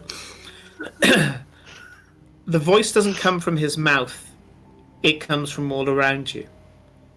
And he says, "Consider yourself as you are friends now, people of potential. Atel Zaran could have need of people with such potential. I thought If not as her citizens, maybe as her close friends, associates. There is no reason that we cannot exist in a form of harmony. The floor shakes as this gigantic black dragon goes on all fours up to this dais, to this dragon throne. Are we still being exiled? And mantling his terrifying. wings around, he sits down, his tail lashing to the side, on this gigantic throne. And we're talking kind of the Lincoln Monument size throne. Probably even bigger. Bigger. Yeah. And for those of you who are really observant, you might notice that his tail looks the exact same as Glory's, and Hope's, and Insight, and Ideal, and all the important Tezcacoatls you've seen so far. One day soon, even you, Glory, may fly. You have brought me pleasure this day. I am old, and so very rarely feel pleasure, and yet warmth stirs within my body. Go forward with my love.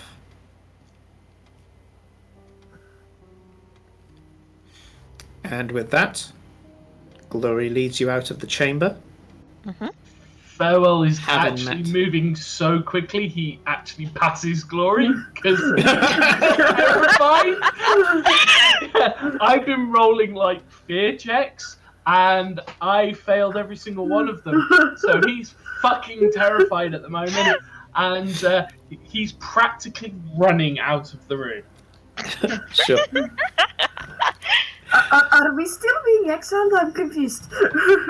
Yes and no, So- you are being exiled. The other two are welcome back. Oh, it depends. It depends what the DM says, actually. Yeah. So, No, Glory, I'm pretty you... sure what Glory just said was right. So, Glory knows that there's some significant words that I said there, and the first one is that Frania said that you are all friends of Atel Zaran. That's kind of like being given the key to the city to a certain extent. Even It me. is.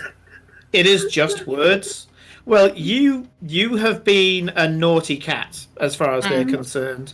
They don't like how you've been naughty, so they're currently punishing you. But Frania, especially with the gift that thankfully has been tagged to you as the person who got it for Glory, so he's kind of like, a talented person. Yes, we shouldn't kill this one. He has extended that you as a group are friends of this nation. Now, that's something that is a big thing in courtly circles, especially if anybody has ever played Vampire the Masquerade. If you were in a vampire court, for example, and the prince turned around and said, "You are my friend," that is a big deal. That's showing a large amount of favour. He's showing favour in this case because of Glory's reports, because of the things that you've uncovered already, and the success you've had in the campaign so far. So, yes, you're in less trouble than you were before Eclipse. That's not to say that they've forgotten everything, but let's say it's been tempered. And, but the rest of you are very much in favour right now. Glory most of all, obviously. But Farewell and Cora have been given a certain seal of approval by this ancient dragon. And it's clear that he has great expectations for you dealing with this strange way of harvesting enchantment material in Ostergold. So we are not, or I am not being exiled. You are going to be expeditiously asked to leave, It's kind of like a go back home and think of what you've done kind of thing. But that's not to say that if you had reason to return in future, that they wouldn't consider the possibility. Put it this way, you're not exactly an enemy, you just made a breach of etiquette as far as they're concerned. So a breach of etiquette, they're like, yeah, we'll slap you on the wrist, but we're not going to kill you over it. They could have killed you over it, but that would have been mostly them showing their power rather than anything else, because that's how religions work. Yay! Fascist states! Oh yeah. I've got all the worst parts of dictatorships and religions going on here, and so yeah, there is the possibility.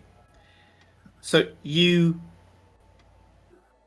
start to leave, and there's only one extra detail that I need to put in place before you do leave, and that is, as you're leaving at full sprint, you can see that it may be that she's using some sort of magical assistance, that Insight, the seer, the one that you met right at the beginning, is dashing through the court with her tail kind of almost in a direct line behind her. She's looking like some sort of velociraptor running through the, albeit a very fabulous velociraptor, running through the crowd.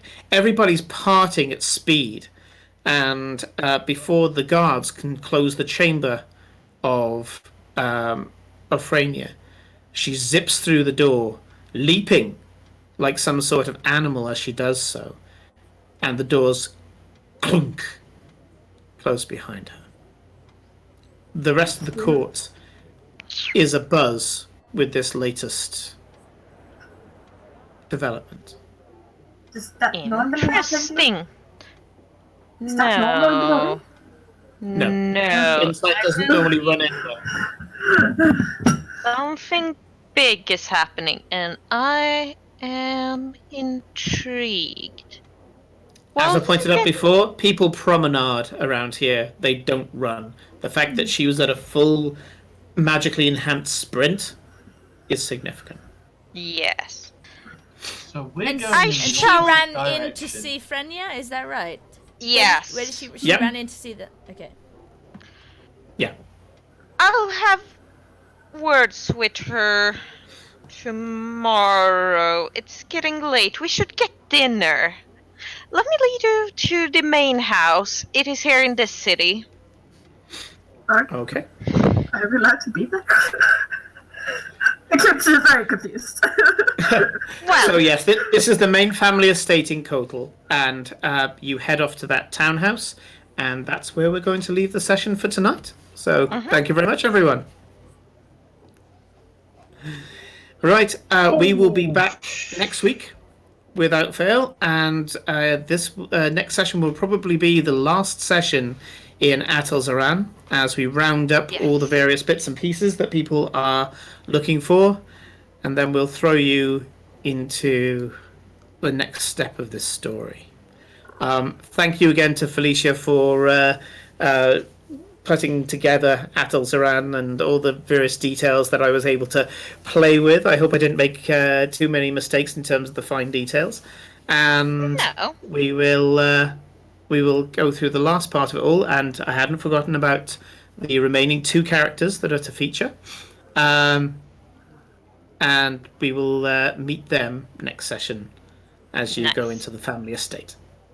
You got what I was hinting at. I love it. Yeah. Yes. So we will see you guys next week, and take care of yourself, and see you next weekend. Good night. Bye. Night night.